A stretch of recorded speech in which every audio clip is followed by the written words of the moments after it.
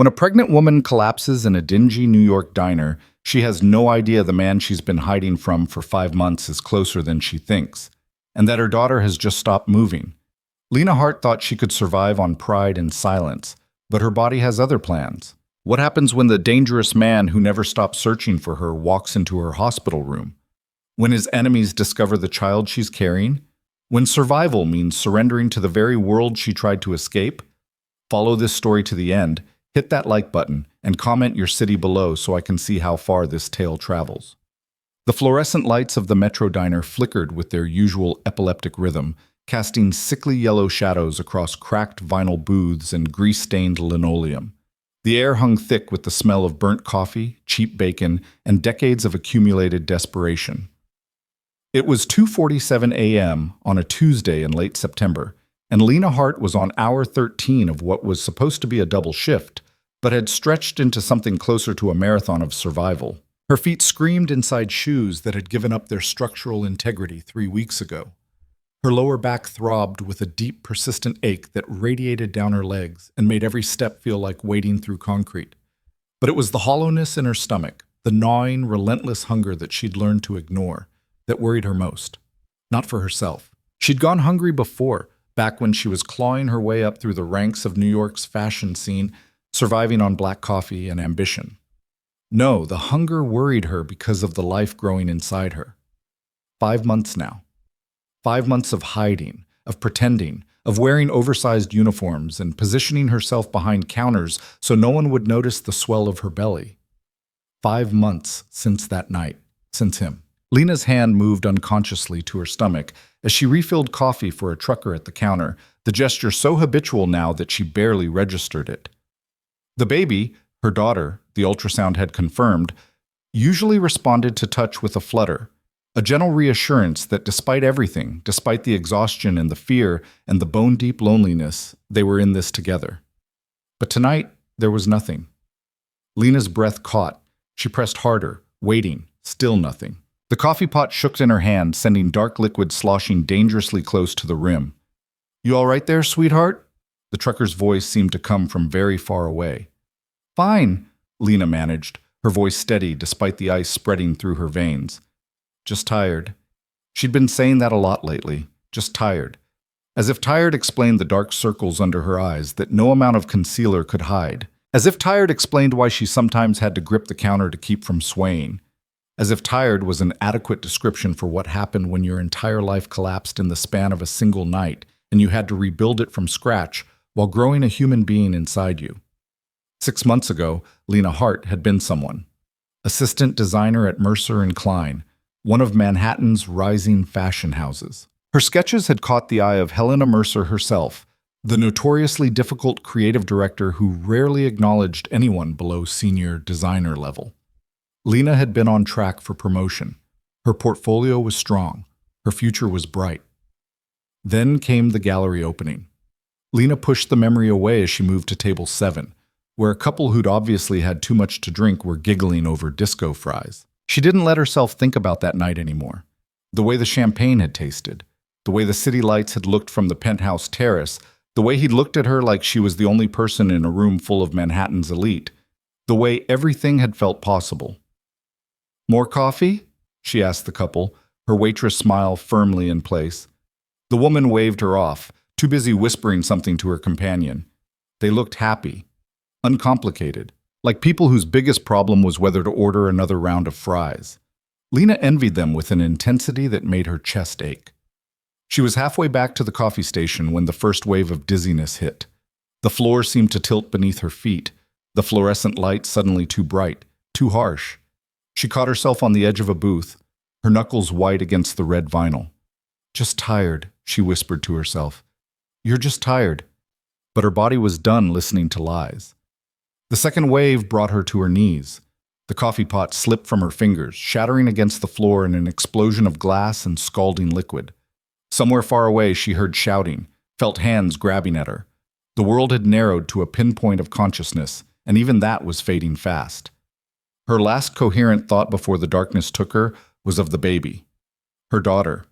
The flutter of movement she hadn't felt in hours. Please, she thought, please be okay. Then there was nothing. The emergency room at Mount Sinai Hospital was a symphony of controlled chaos. Monitors beeped in sterile rhythm. Nurses moved with practiced efficiency. Doctors barked orders in the particular shorthand of people who dealt with crisis on an hourly basis. Lena surfaced from unconsciousness in stages, each layer of awareness bringing new information. The smell of antiseptic, the scratchy texture of hospital sheets, the insistent beeping of machines she couldn't identify, and underneath it all, a bone-deep exhaustion that made her previous fatigue seem like a gentle suggestion. Her hand moved to her stomach before her eyes opened. Still there, still round, but still. The baby, she croaked, her throat raw. Is the baby? Easy. A gentle hand pressed against her shoulder. Easy, Ms. Hart. Your daughter is fine. Her heartbeat is strong. Lena's eyes snapped open. The nurse standing beside her bed was middle-aged, with kind eyes, and the kind of calm demeanor that came from years of delivering news both good and bad.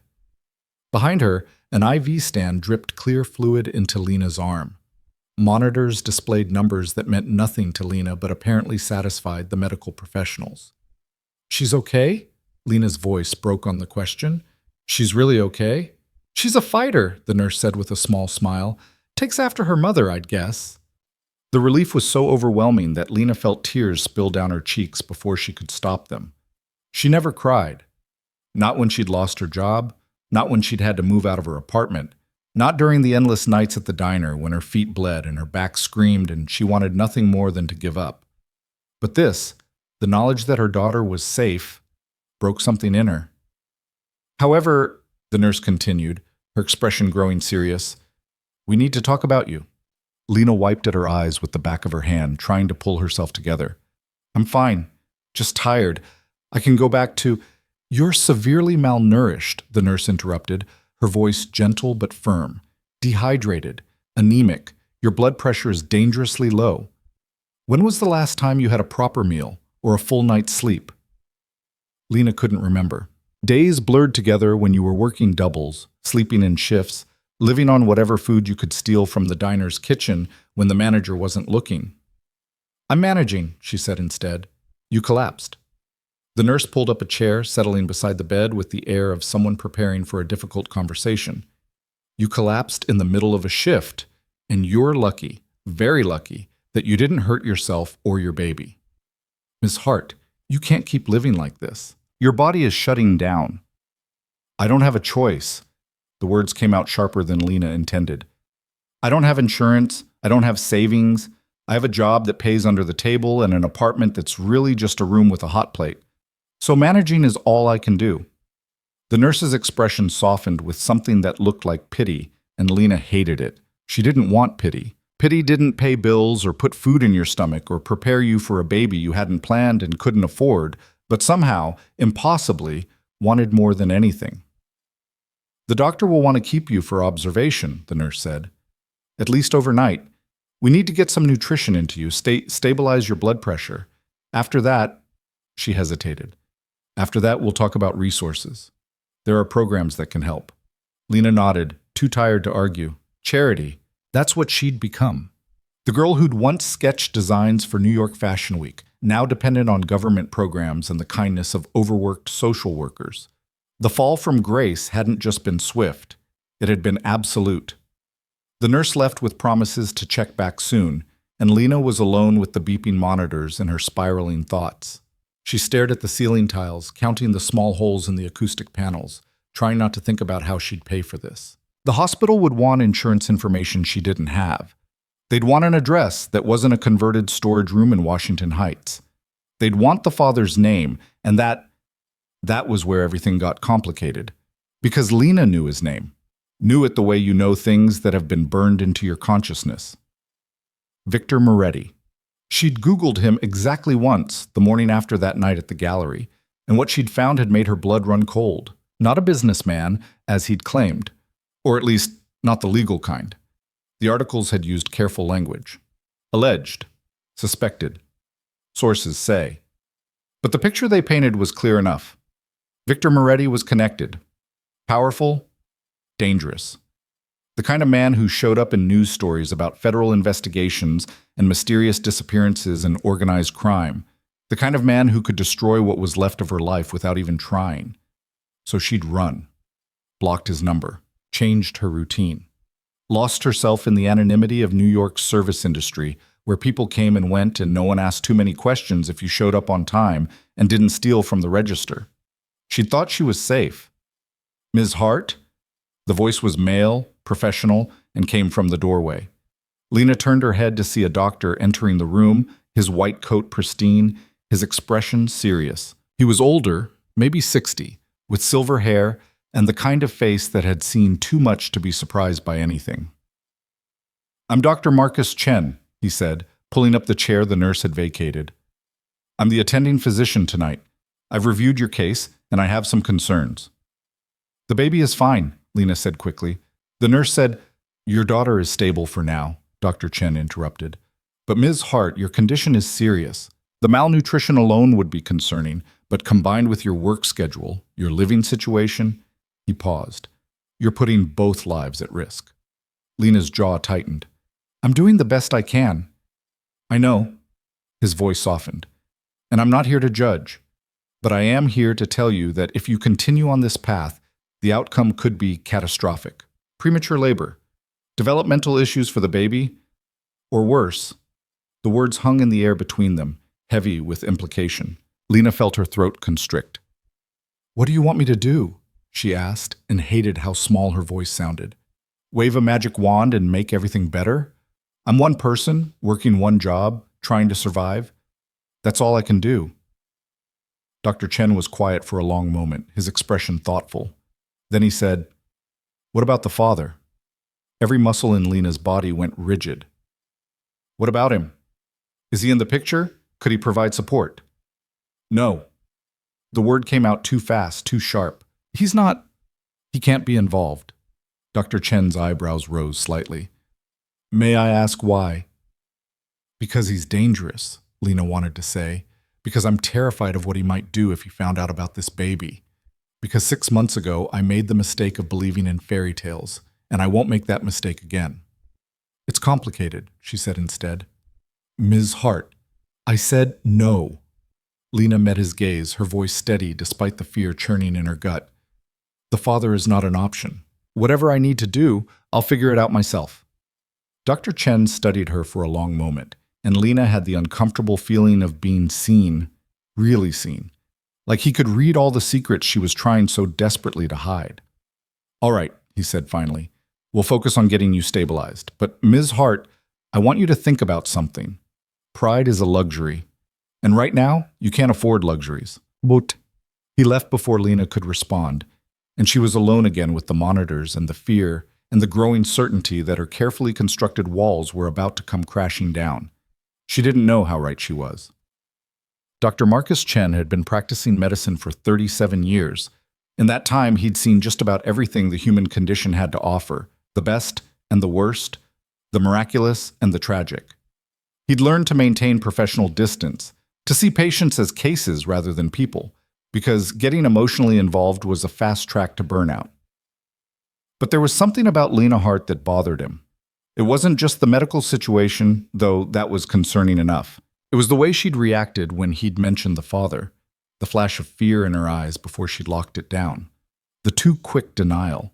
He'd seen that look before, in women fleeing abusive partners, in victims of trafficking, in people who'd learned that survival sometimes meant becoming invisible. Back in his office, Chen pulled up Lena's file on his computer. Standard intake forms, mostly blank. No permanent address listed, just a mailbox number in Washington Heights. No emergency contact. No insurance. Under father of baby, she'd written N/A in firm, decisive letters. Chen sat back in his chair, drumming his fingers against the desk. It wasn't his job to pry into patients' personal lives, but it was his job to ensure they received adequate care, and Lena Hart was on a collision course with disaster. His eyes drifted to the photograph on his desk. His daughter, Emily, at her medical school graduation. She'd be about Lena's age now, late 20s, maybe early 30s. If Emily were in trouble, Chen would want someone to help to look beyond the professional boundaries and see the human being struggling underneath. The thought made him look at Lena's file again. This time, something caught his attention. Under previous address, she'd listed an apartment in Chelsea. Expensive neighborhood. The kind of place you didn't live unless you had money. Chen pulled up a browser and typed in Lena's name. The search results were sparse but telling. A few mentions in fashion industry newsletters. An article from New York Magazine about rising stars in fashion design from 2 years ago, featuring a photograph of a younger, happier Lena Hart holding a sketch pad. Another article about a charity fashion show she'd helped organize. And then, about 6 months ago, the trail went cold. Chen frowned. It wasn't unusual for people to disappear from public view, but the timing was interesting. 6 months ago, right around when Lena would have gotten pregnant. Right around when something had gone catastrophically wrong in her life. He was about to close the browser when another search result caught his eye. A society page photo from a gallery opening, dated exactly 6 months ago. The image showed Manhattan's elite mingling over champagne and canapes. In the background, partially obscured by other guests, was a woman who looked like Lena. She was laughing at something someone off camera had said, her face open and unguarded in a way that was completely unlike the defensive, exhausted woman currently lying in his ER. Chen enlarged the image, squinting at the screen. The photo quality wasn't great, but he could make out Lena's distinctive features. And beside her, his face turned slightly toward the camera, was a man Chen recognized, Victor Moretti. Chen's blood ran cold. He'd lived in New York long enough to know the name. You couldn't follow local news without encountering stories about the Moretti family, always carefully worded, always mindful of libel laws, but clear enough in their implications. The Morettis weren't just wealthy, they were connected, the kind of connected that made prosecutors nervous and witnesses disappear. Victor Moretti was the youngest of 3 sons, and by all accounts the most dangerous. While his older brothers played at respectability, running legitimate businesses that everyone knew were fronts, Victor operated in the shadows. The FBI had tried to build cases against him for years and gotten nowhere. He was smart, careful, ruthless when necessary. And apparently, 6 months ago, he'd been at a gallery opening with Lena Hart. Chen sat back in his chair, his mind racing. This changed everything. If Victor Moretti was the father, and the timing certainly suggested he might be, then Lena's fear made a lot more sense. She wasn't just trying to survive poverty, she was trying to stay hidden from one of the most powerful men in New York. But why? Had Moretti hurt her, threatened her, or had she simply run when she realized what kind of world she'd stumbled into? Chen's first instinct was to let it go, to treat Lena, discharge her with instructions to rest and eat properly, and send her back out into whatever life she was trying to build. It wasn't his place to interfere. He was a doctor, not a detective or a social worker.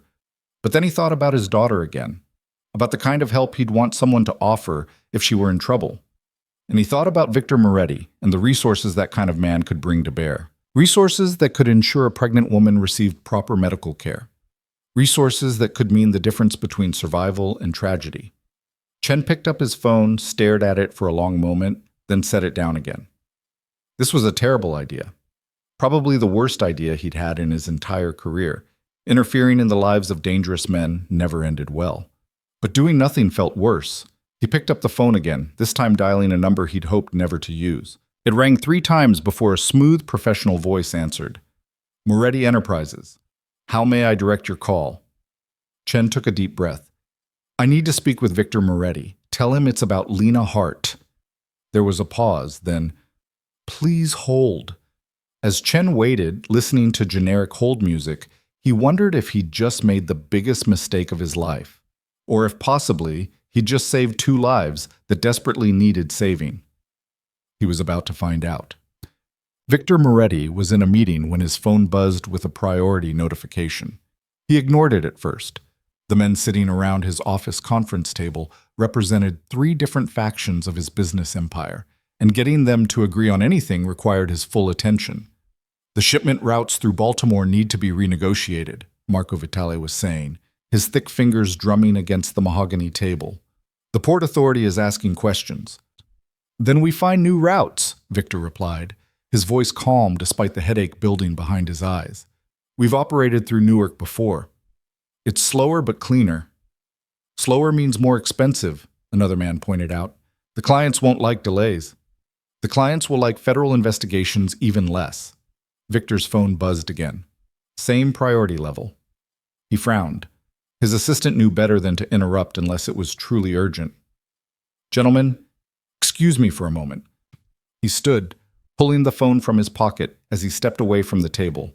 The message on his screen made his blood freeze. Urgent. Hospital called. Regarding Lena Hart.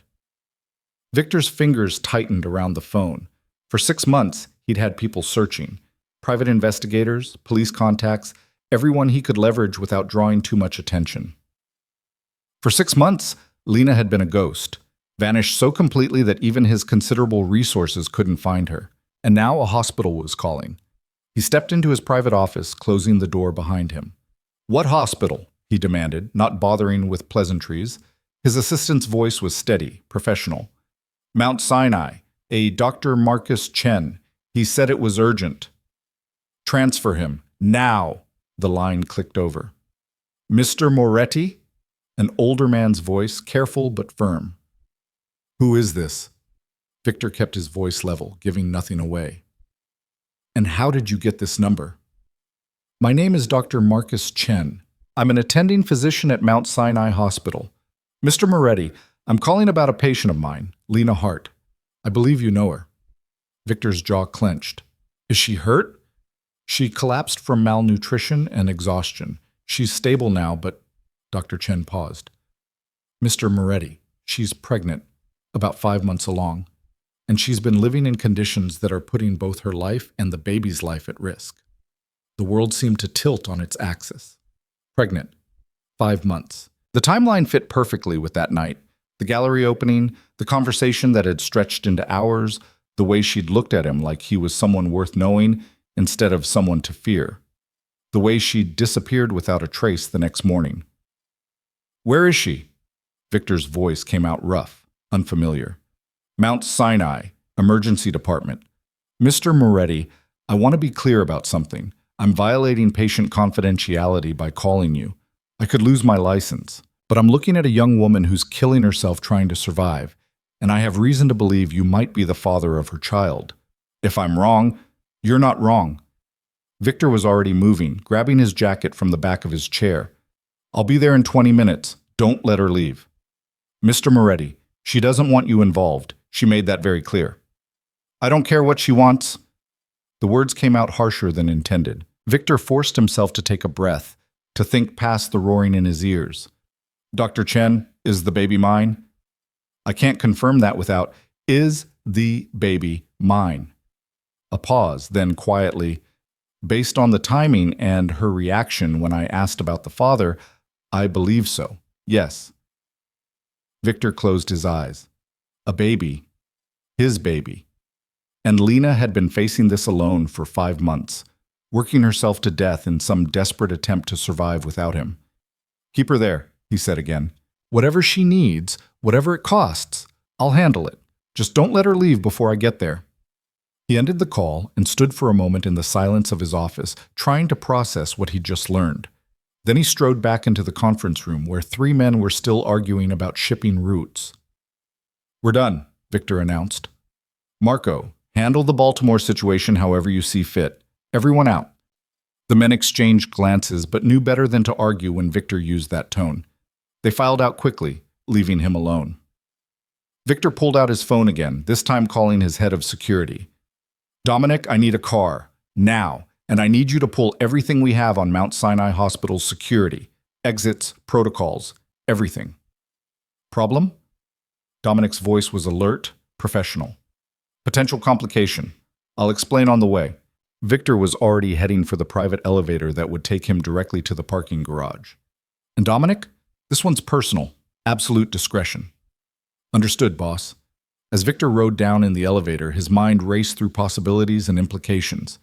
Lena was pregnant with his child. She'd been hiding for 5 months, living in poverty rather than reach out to him. The question was why? Had someone threatened her? Had she learned about his business and run in fear? Or had something else happened that night? Something he'd missed in his own careful planning? 6 months ago, Victor had walked into a gallery opening expecting a boring evening of champagne and pretentious art discussions. What he'd found instead was Lena, sharp, funny, completely unimpressed by his wealth or status. They'd talked for hours, about everything and nothing. She'd made him laugh in a way he hadn't in years, made him feel human instead of like the dangerous legacy he'd inherited. He'd wanted to see her again, had planned to call her the next day, to take things slow and careful because something about her had felt important, worth protecting. Instead, he'd woken to find her gone. No note, no explanation, just an empty apartment and a growing certainty that she'd run from him deliberately. Now he knew why. The elevator doors opened to the parking garage, where Dominic was already waiting beside a black Mercedes, engine running. "Mount Sinai," Victor said, sliding into the back seat. "Fast but clean, no attention." Dominic nodded and pulled out into traffic. As they drove through Manhattan's evening streets, Victor stared out the window and thought about Lena, about the baby, about the future that had just crashed into his carefully ordered world. He'd spent 6 months looking for her. 6 months wondering what he'd done wrong, why she'd left, if he'd ever see her again. Now he had answers. And now, whether Lena liked it or not, everything was about to change, because Victor Moretti protected what was his. And that baby, his daughter, if the timeline was right, was his in the most fundamental way possible. No matter what Lena thought she was running from, she was about to learn that some things couldn't be outrun. Especially not family. The 23 minutes it took to reach Mount Sinai felt like hours. Victor sat in the back of the Mercedes, his jaw tight, his mind cycling through scenarios. Dominic drove with practiced efficiency, weaving through Manhattan traffic without drawing attention, but every red light felt like an eternity. "Boss," Dominic said quietly, his eyes meeting Victor's in the rearview mirror. "What's the situation?" Victor hesitated. Dominic had been with him for 8 years, had proven his loyalty a dozen times over. But this was different. This was personal in a way that made Victor's usual careful control feel fragile. "The woman from 6 months ago," Victor said finally. "Lena Hart. She's at Mount Sinai. She's been hiding from me." Dominic's expression didn't change, but his hands tightened slightly on the wheel. "The one you had us looking for?" "Yes." Victor paused. "She's pregnant. The baby's mine." Now Dominic's eyebrows rose. In all the years he'd worked for Victor, through all the violence and chaos and impossible situations, he'd never looked surprised. Until now. "Congratulations," Dominic said carefully. "Does she know you're coming?" "No, and according to the doctor who called me, she doesn't want me involved." Victor's voice hardened. "That's going to change." "Want me to secure the exits? Make sure she can't leave?" Victor considered it. His first instinct was yes. Lock down the hospital, make it impossible for Lena to disappear again. But something stopped him. Maybe it was the memory of how she'd looked at him that night at the gallery, like he was someone she could trust. Maybe it was the knowledge that forcing her hand would only confirm whatever fears had made her run in the first place. "No," he said. "We do this carefully. I want to know why she ran. I want to understand what happened. And then? And then I fix it." Victor's tone left no room for argument. "Whatever it takes." They pulled up to Mount Sinai's main entrance. Victor was out of the car before it fully stopped, Dominic falling into step behind him. The emergency department was busy. Crying children, exhausted parents, the controlled chaos of a New York hospital on a weeknight. Victor ignored it all, moving with purpose toward the reception desk. The nurse behind the counter looked up, saw him, and something in her expression shifted. Recognition, maybe. Or just the instinctive awareness that came when someone dangerous entered your space. "I'm here to see Lena Hart," Victor said. "Dr. Chen is expecting me." The nurse's fingers hesitated over her keyboard. "Are you family?" "I'm the father of her child." The words felt strange on his tongue. True, but surreal. "Dr. Chen called me." The nurse picked up a phone, spoke quietly into it, then nodded. "Dr. Chen will meet you. Please wait here." Victor forced himself to stand still, to project calm despite the adrenaline coursing through his system. Dominic positioned himself nearby, his eyes constantly scanning the room, assessing threats and exits with the automatic precision of someone who'd spent his entire adult life keeping dangerous men alive. Dr. Chen appeared within minutes, a distinguished-looking man in his 60s with shrewd eyes that took in everything about Victor in a single glance. His expression was carefully neutral, but Victor saw the wariness underneath. "Mr. Moretti," Chen extended a hand. "Thank you for coming so quickly." Victor shook it, noting the firm grip. "Where is she?" "Before I take you to her, we need to talk." Chen gestured toward a small consultation room off the main corridor. "Privately." Victor glanced at Dominic, who nodded and stepped back. The consultation room was standard hospital issue. White walls, uncomfortable chairs, a box of tissues on the small table that had seen too many difficult conversations. Chen closed the door and turned to face Victor directly. "I want to be very clear about something," Chen said. "I called you because I believe that baby deserves a chance at life, and Lena Hart is killing herself trying to provide it alone. But I also need to know that I didn't just put her in danger. I would never hurt her." The words came out sharper than Victor intended. "Intentionally, perhaps not. But Mr. Moretti, I know who you are. I know what your family does. And I need to understand why a woman would choose poverty and starvation over accepting help from the father of her child." Victor's jaw clenched. "That's what I'm here to find out. Is there any reason she should be afraid of you?" "No." Victor met Chen's gaze steadily. "That night, the night we met, I thought we had something, a connection. I wanted to see her again. When I woke up and she was gone, I assumed I'd misread the situation. I had people looking for her, but quietly. I didn't want to scare her. And now? Now I know she's been working herself to death at some dive diner, living in conditions that put her and my daughter at risk, all to avoid me." Victor's hands clenched into fists. "So no, doctor, she shouldn't be afraid of me. But she clearly is, and I need to know why." Chen studied him for a long moment. "Her condition is serious. The malnutrition has affected her blood pressure, her iron levels, her overall health. If she continues like this, she could go into premature labor, or worse." "What does she need?" "Rest, proper nutrition, prenatal care, a safe place to live." Chen paused. "And probably therapy to deal with whatever trauma made her think running was safer than asking for help." Victor nodded slowly. "She'll have all of it, whatever it costs." "Mr. Moretti, it's not about money. It's about trust. If you storm in there demanding things, making decisions for her, you'll only confirm whatever fears sent her running in the first place." "Then what do you suggest?" "Talk to her, listen, find out what she needs, not just what you think she needs." Chen's expression softened slightly. "And be prepared for the possibility that what she needs is space." Victor wanted to argue, to insist that space was the last thing Lena needed when she was barely surviving. But Chen was right. Pushing too hard would only drive her further away. "Where is she?" Victor asked again. "Exam room 4. She's awake, stable. The IV is helping with the dehydration." Chen moved toward the door, then paused. "Mr. Moretti, one more thing. If you're going to be part of this, you need to be all in. Lena Hart doesn't strike me as someone who will accept half measures. Either you commit to being there for her and that baby, or you walk away now and let her figure it out herself." "I'm not walking away." Victor's voice was absolute. "That's my child. And Lena—" He stopped, searching for the right words. "She deserves better than what she's been doing to herself." Chen nodded and opened the door. "Then let's hope you can convince her of that." The walk to exam room 4 felt longer than the entire drive to the hospital. Victor's heart was pounding in a way that had nothing to do with danger or violence, and everything to do with the knowledge that behind that door was a woman he hadn't been able to forget and a future he hadn't seen coming. Chen knocked softly, then pushed open the door. "Ms. Hart, there's someone here to see you." Victor stepped into the room and saw her. 6 months had changed her. The confident, vibrant woman from the gallery opening was gone, replaced by someone who looked like she'd been fighting a war and losing. She was thinner than he remembered, dangerously so, except for the unmistakable curve of her belly beneath the hospital gown. Dark circles shadowed her eyes.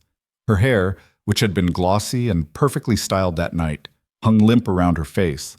But her eyes, those same sharp, intelligent eyes, went wide with shock when she saw him. Then they filled with something that looked like terror. "No," Lena whispered. "No, no, no. How did you—" She turned to Dr. Chen, her voice rising. You called him? You had no right.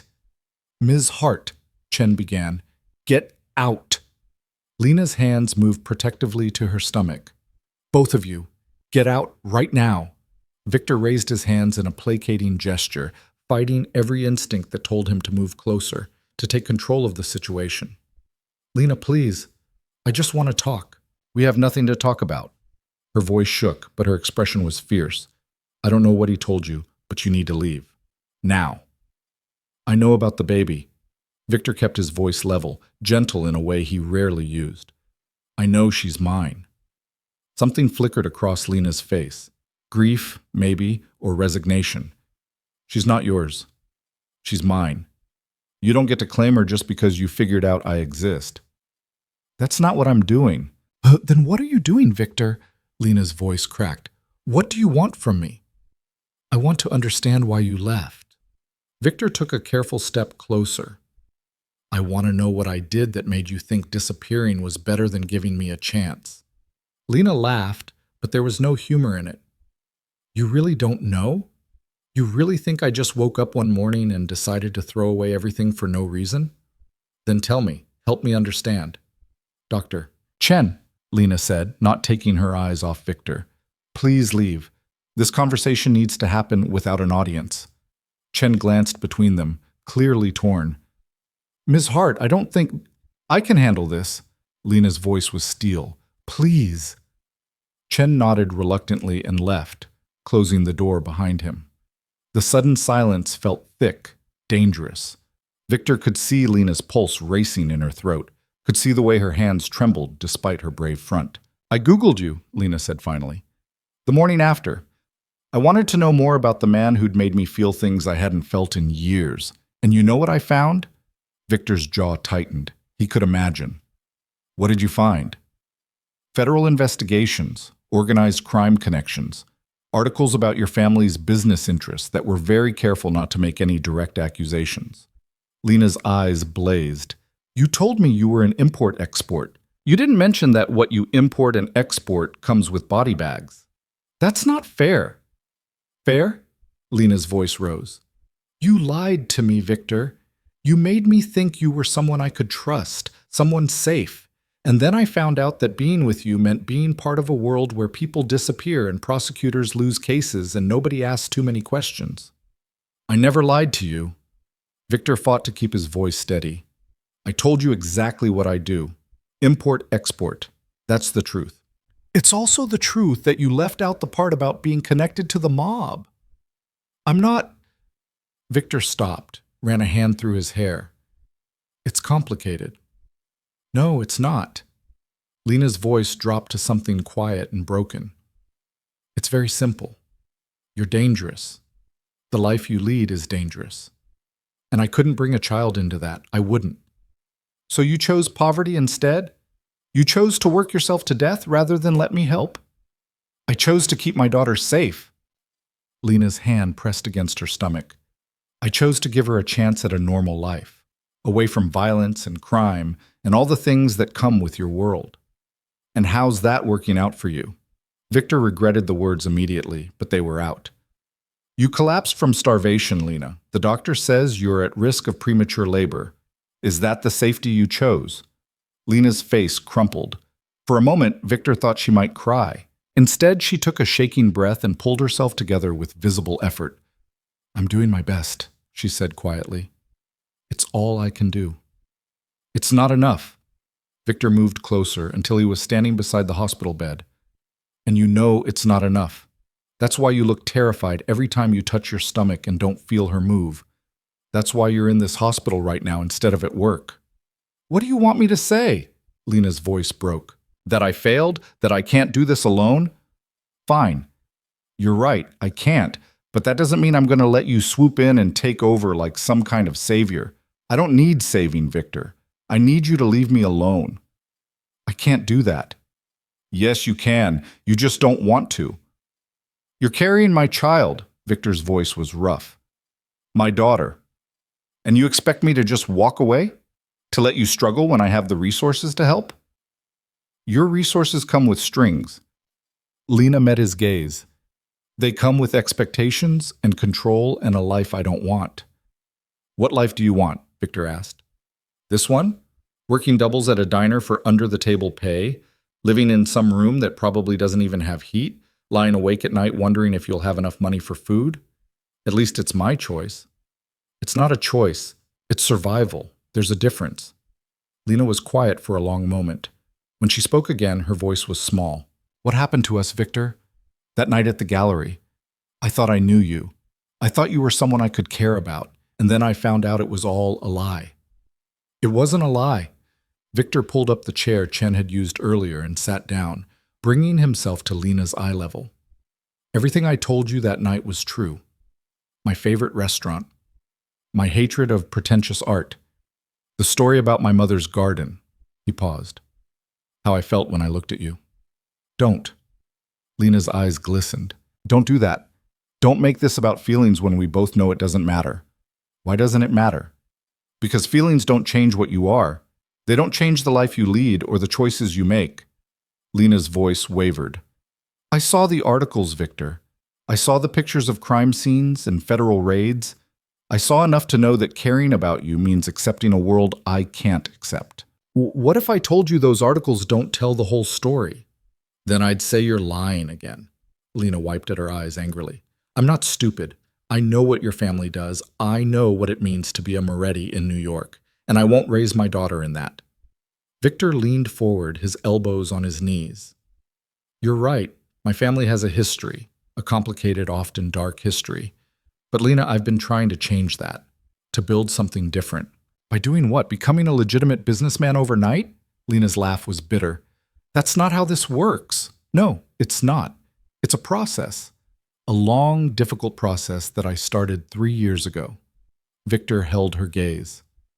Why do you think the FBI hasn't been able to build a case against me? It's not because I'm clever at hiding things. It's because there's nothing recent to find. Lena stared at him. I don't believe you. I'm not asking you to believe me. I'm asking you to let me prove it. Victor reached out slowly, giving her time to pull away, and placed his hand over hers where it rested on her stomach.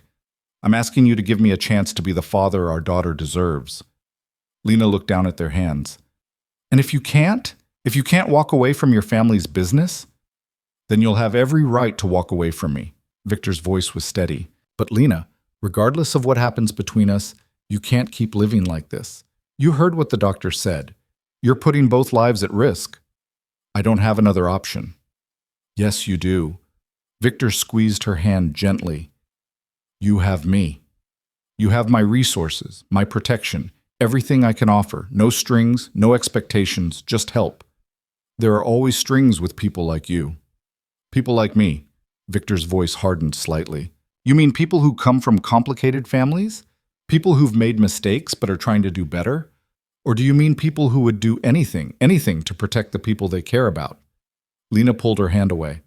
I mean people who think money and power can solve everything, who think they can control situations by controlling resources. Is that what you think I'm trying to do? Control you? Aren't you?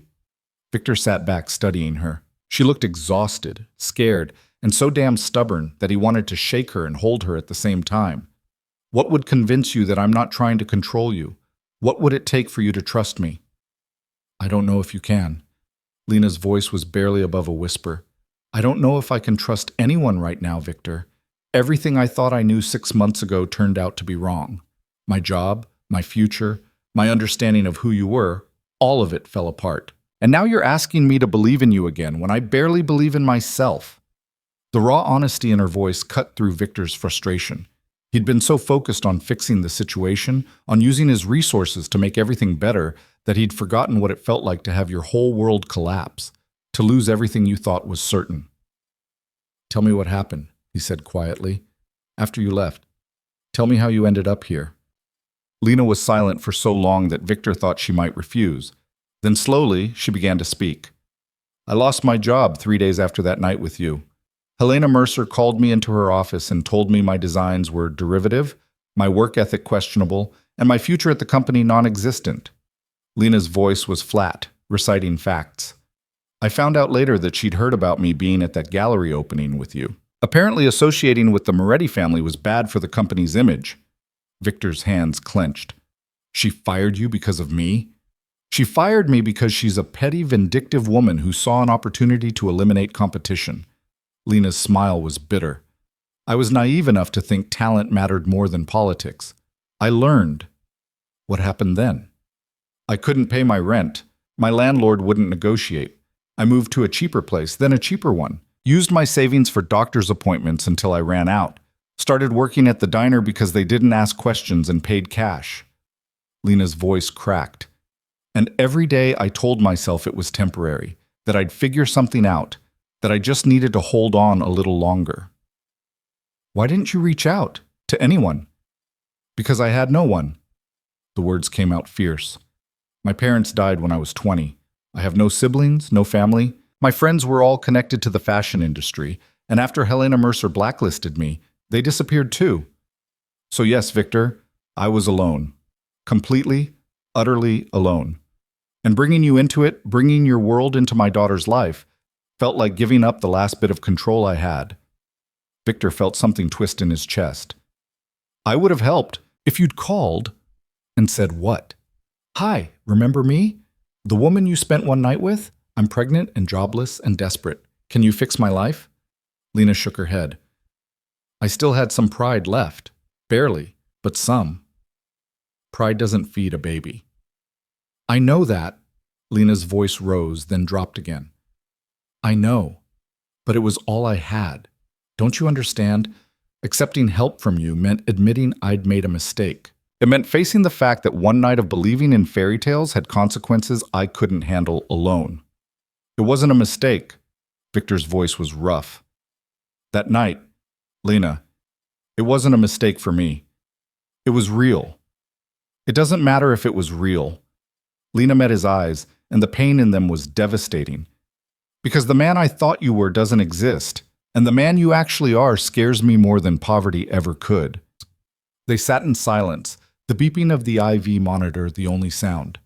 Victor felt like he was standing at a crossroads with every path leading somewhere dangerous. Push too hard, and Lena would run again, and next time she'd make sure he couldn't find her. Back off, and she'd continue destroying herself trying to prove she didn't need anyone. I need you to understand something, Victor said finally. My family's business, yes, it exists. Yes, it's complicated. But the violence, the things you read about in those articles, most of it happened before I took control. My father and his generation, they operated differently. They thought fear and force were the only currencies that mattered. And you don't? I think fear and force are tools, sometimes necessary, but not the only ones. Victor chose his words carefully. I've been working for 3 years to transition our operations, to make them legitimate. It's not easy, and it's not clean, but it's happening. Why should I believe you? Because Dr. Chen is still alive. Victor's voice was matter of fact. Because he called me and told me about you, and in my father's day, that would have been a death sentence for violating your privacy. But I didn't threaten him. I thanked him. Because he did what I've been failing to do for 6 months. He found you. Lena blinked. That's your evidence? That you didn't kill my doctor? It's a start. Victor's lips quirked despite the tension. Lena, I'm not asking you to marry me or move in with me or accept my world without question. I'm asking you to let me help, to let me make sure you and our daughter are safe and healthy. Everything else, we can figure it out as we go. I don't trust you. I know, but maybe you can trust that I want what's best for that baby. Victor nodded toward her stomach. Because regardless of how you feel about me, she's mine too, and I take care of what's mine. The possessiveness in his voice made Lena stiffen. She's not a possession. No, she's my daughter. There's a difference.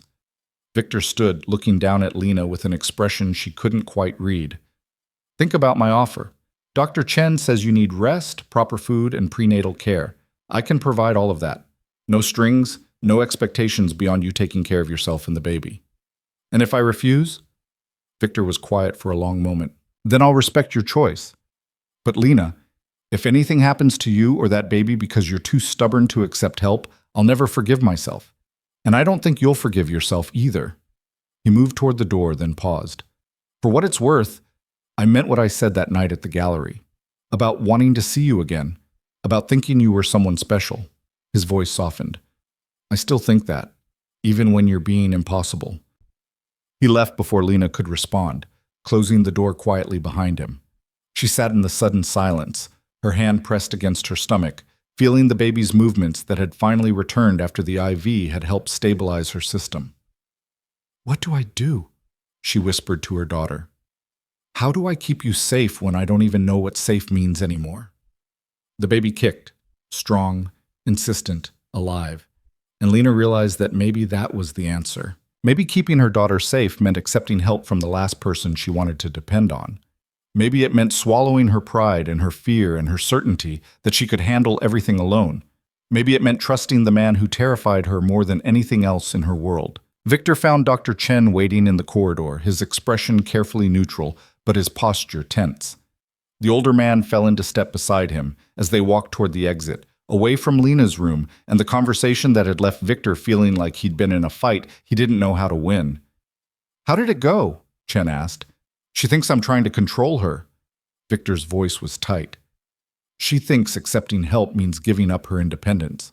Is she wrong? Victor stopped walking and turned to face the doctor. I'm trying to keep her alive, to keep my daughter alive. If that's control, then yes, I'm guilty. Mr. Moretti, there's a difference between helping someone and making decisions for them. Chen's tone was gentle but firm.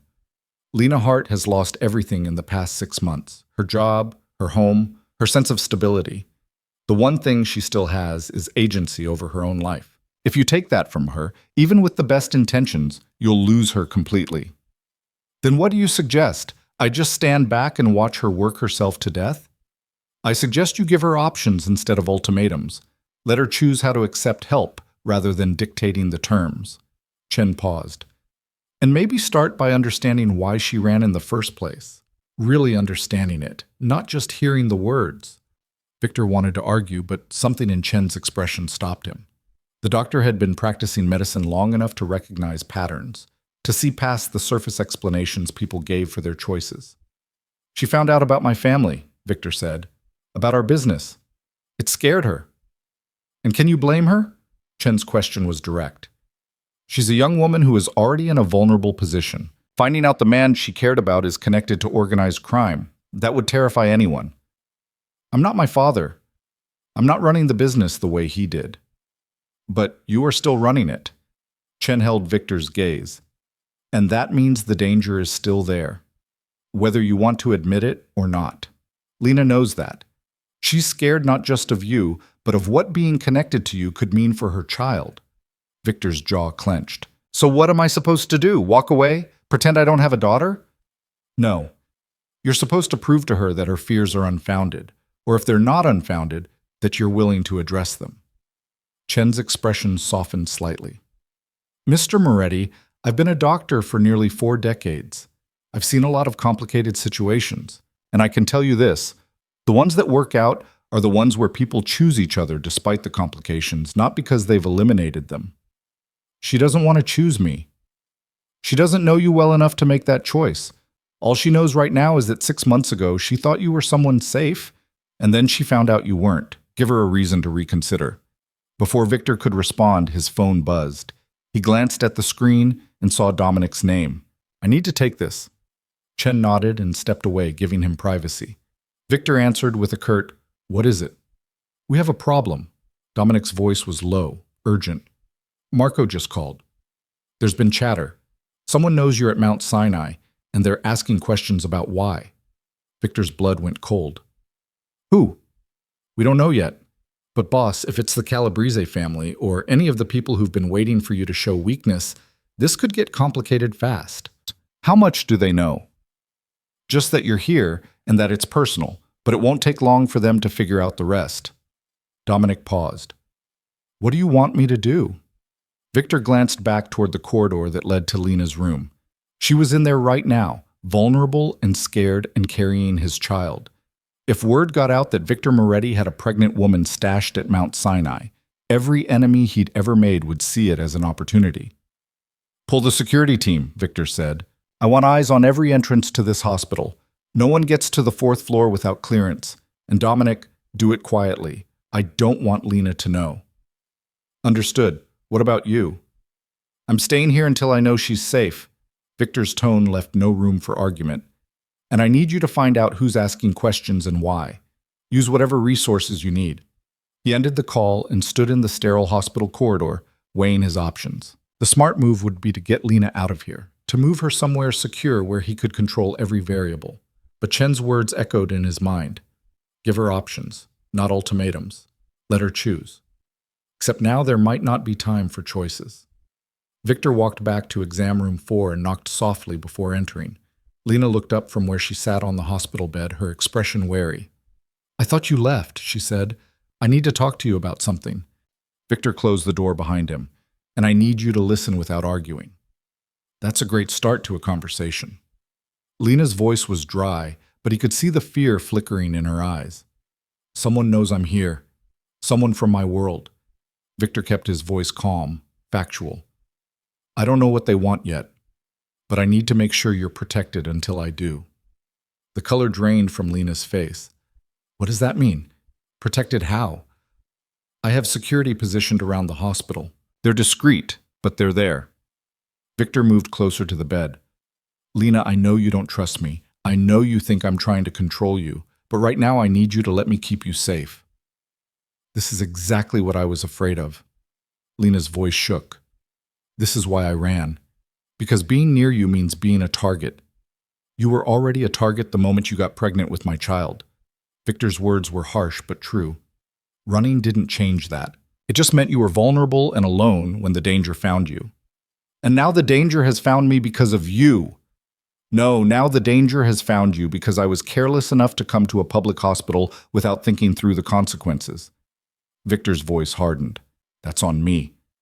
But Lena, whether you like it or not, you're connected to me now. Our daughter connects us. And that means you need protection. Lena wrapped her arms around herself, looking smaller and more fragile than Victor had ever seen her. I can't do this. I can't live in a world where people are watching me, where every decision is about security and danger. Then help me change that world. Victor sat down in the chair beside her bed. Help me finish what I started 3 years ago. Help me make it so our daughter doesn't have to grow up looking over her shoulder. How am I supposed to do that? I'm just... Lena gestured helplessly at herself. I'm nobody. I have no power, no resources, no way to change anything. You have something more valuable than power or resources. Victor reached out and took her hand, holding it gently when she tried to pull away. You have perspective. You see my world from the outside without all the history and obligation and justifications that cloud my judgment.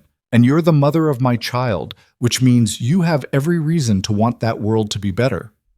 Lena stared at their joined hands. You're asking me to trust you.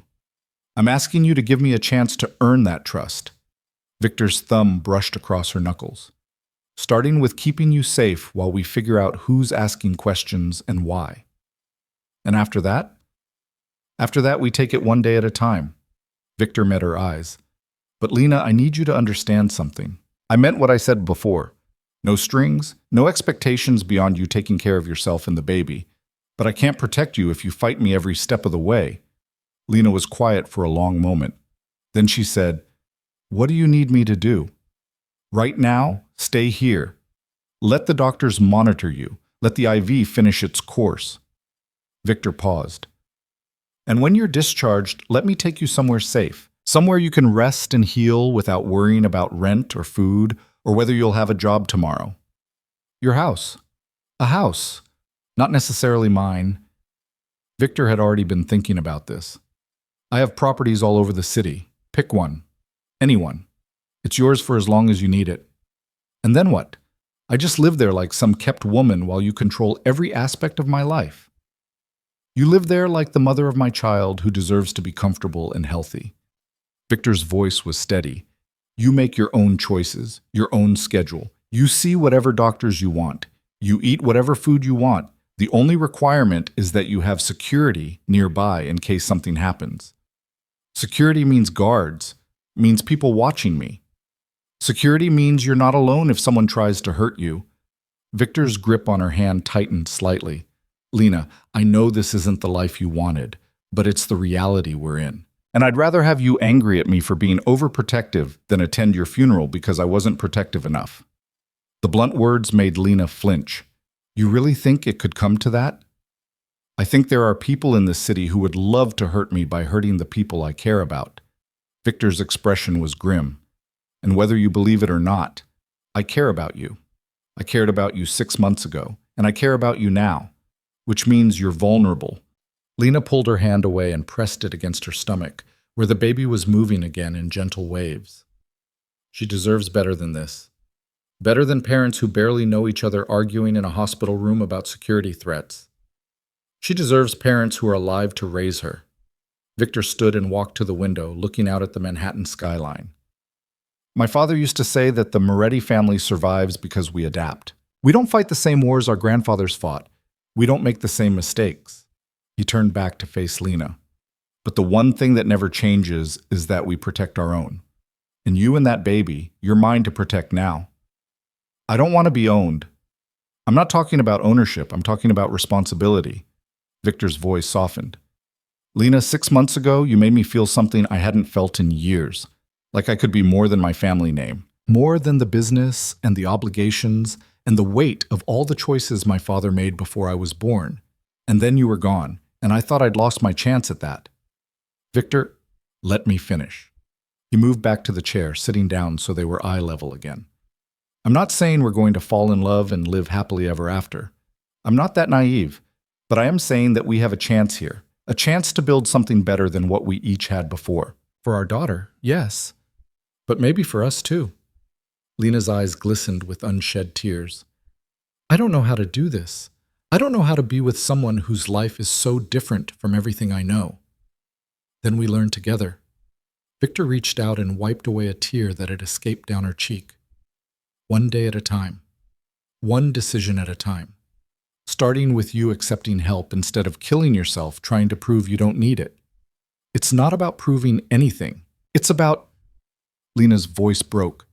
It's about being so tired of being scared. I've been scared for 6 months, Victor. Scared I'd lose my baby. Scared I'd end up on the street. Scared you'd find me and take her away. Scared you wouldn't find me and I'd have to do this completely alone. And now you're here, and I'm still scared because I don't know which version of you is real. They're both real. Victor's voice was rough. The man you met at that gallery, that's who I am when I'm with you. And the man you read about in those articles, that's who I have to be to survive in my world. But Lena, I'm trying to make it so the first version is the only one that matters. And if you can't, if your world won't let you be just one person, then I'll do whatever it takes to keep my family safe from the parts of me that are dangerous. Victor held her gaze. Including stepping away if that's what's necessary. Lena stared at him, searching his face for any sign of deception. What she saw instead was exhaustion that matched her own, and a determination that was almost frightening in its intensity. Okay, she said finally, her voice barely above a whisper. Okay, I'll accept your help. I'll go to one of your properties. I'll let you provide security. But Victor, I need you to understand something too. What? I'm doing this for my daughter. Not for you, not for us. For her. Lena's hand pressed protectively against her stomach. And the moment I think your world is more dangerous than facing it alone, I'm gone. I don't care how many resources you have or how many guards you post. I'll disappear, and this time you won't find me. The threat hung in the air between them, and Victor recognized it for what it was. Not manipulation, but a promise. Lena Hart might be exhausted and scared and out of options, but she hadn't lost the core of steel that had made her fight so hard to survive on her own. Understood, Victor said. And Lena, I'm going to make sure that day never comes. Before either of them could say anything else, there was a sharp knock on the door. Dominic entered without waiting for permission, his expression tight. Boss, we need to go, now! Victor was on his feet immediately. What happened? 3 cars just pulled up to the emergency entrance. Calabrese family. They know she's here. Dominic's eyes flicked to Lena, then back to Victor. We have maybe 2 minutes before they reach this floor. Lena's face went white. Who are the Calabrese family? Old enemies. Victor's voice was clipped as he moved to the door. Dominic, where's the security team? Positioned at the elevators and stairwells, but Boss, they're outnumbered, and this is a hospital. We can't start a war here. Victor's mind raced through options. The Calabrese family had been looking for a weakness in his operation for years, ever since he'd refused to partner with them on a smuggling operation that would have brought half the federal government down on both their heads. If they knew about Lena, knew about the baby, they'd use it as leverage. Or worse. We need to move her, Victor said. Is there a service elevator? 2 floors down, but we'd have to get past the main corridor, and that's where they'll be coming from. Then we make a distraction. Victor turned back to Lena, who was staring at both of them with growing terror. Get dressed, now. Whatever clothes you came in wearing, put them on. Victor, what's happening? Lena's voice shook. What's happening is that some very dangerous people just found out you exist, and they're going to try to use you to hurt me. Victor pulled out his phone and started typing a message. So we're leaving, right now, before they get a chance. I can't just leave. The doctor hasn't discharged me. The IV comes out now, or it comes with you. Victor's tone left no room for argument. Your choice. But we're not staying here. Dr. Chen appeared in the doorway, summoned by some instinct or hospital grapevine. He took in the scene, Victor's tense posture, Dominic's hand hovering near his jacket where a gun was almost certainly holstered, Lena's terrified expression, and his face tightened. What's going on? Chen demanded. We need to discharge Ms. Hart immediately, Victor said. Medical necessity. The only medical necessity is that she stays on that IV for at least another 4 hours and gets monitored overnight. Chen moved to stand between Victor and Lena. I won't let you endanger her health. You think her health is endangered by the IV coming out early? Victor's voice was hard. Wait until the men heading up here right now get their hands on her. See how endangered her health is then. Chen's eyes widened. You brought danger to my hospital. I brought protection. The danger was always coming. I just didn't realize how fast. Victor's expression was grim. Now you have 2 choices, Doctor. Help me get her out of here safely, or watch what happens when enemies of my family decide to use a pregnant woman as a bargaining chip. For a long moment, Chen didn't move. Then he turned to Lena and said, It's your decision. Stay here under my care, and I'll do everything I can to protect you. Or go with him and accept whatever consequences come. Lena looked between the 2 men, her hand pressed against her stomach. In the distance, she could hear the ping of the elevator arriving on their floor, voices in the hallway getting closer. Her heart hammered against her ribs. If I stay? She asked Chen. What can you actually do to protect me? Chen's silence was answer enough. Lena took a shaking breath and started pulling the IV needle from her arm. Help me get dressed, please. Chen moved immediately, his doctor's training overriding his better judgment. He removed the IV properly, pressed gauze against the insertion point, then handed Lena the plastic bag containing her diner uniform, stained, worn, a reminder of the life she'd been living just hours ago. There's a service corridor, Chen said quietly. Past the nurses' station, 3rd door on the left. It leads to the old freight elevator. They stopped using it for patients years ago, but it still works.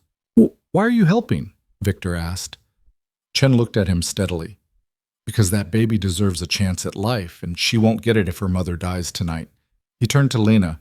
But Ms. Hart, if you go with him, you need to understand something. You're choosing his world, all of it, the protection and the danger both. I know. Lena's hand shook as she pulled on her uniform pants. I don't have a choice anymore. Everyone has choices, Chen said. Sometimes they're all bad, but they're still choices. The voices in the hallway were closer now. Dominic had his phone out, listening to rapid updates from the security team. They're at the nurses' station, asking questions. We've got maybe 60 seconds. Lena finished dressing, her movements clumsy with fear and exhaustion. Victor took her arm, steadying her, and the contact sent a jolt through both of them. Not attraction, not in this moment, but recognition. They were in this together now, whether either of them wanted it or not. Dr. Chen, Victor said. Thank you. I won't forget this. Make sure she gets proper medical care, Chen replied. Wherever you're taking her, she needs to be monitored. The malnutrition, the stress, it's all risk factors for premature labor. I'll handle it. Victor guided Lena toward the door. Dominic, lead the way. Chen, can you buy us 2 minutes? Chen nodded and walked out into the corridor. Through the partially open door, Lena could hear him greeting someone, his voice taking on the authoritative tone doctors used when dealing with people who didn't belong in their domain. "I'm sorry, gentlemen, but visiting hours are over. If you're looking for someone, you'll need to check with, but we're not visiting." The voice that interrupted was smooth, cultured, and somehow more threatening because of it.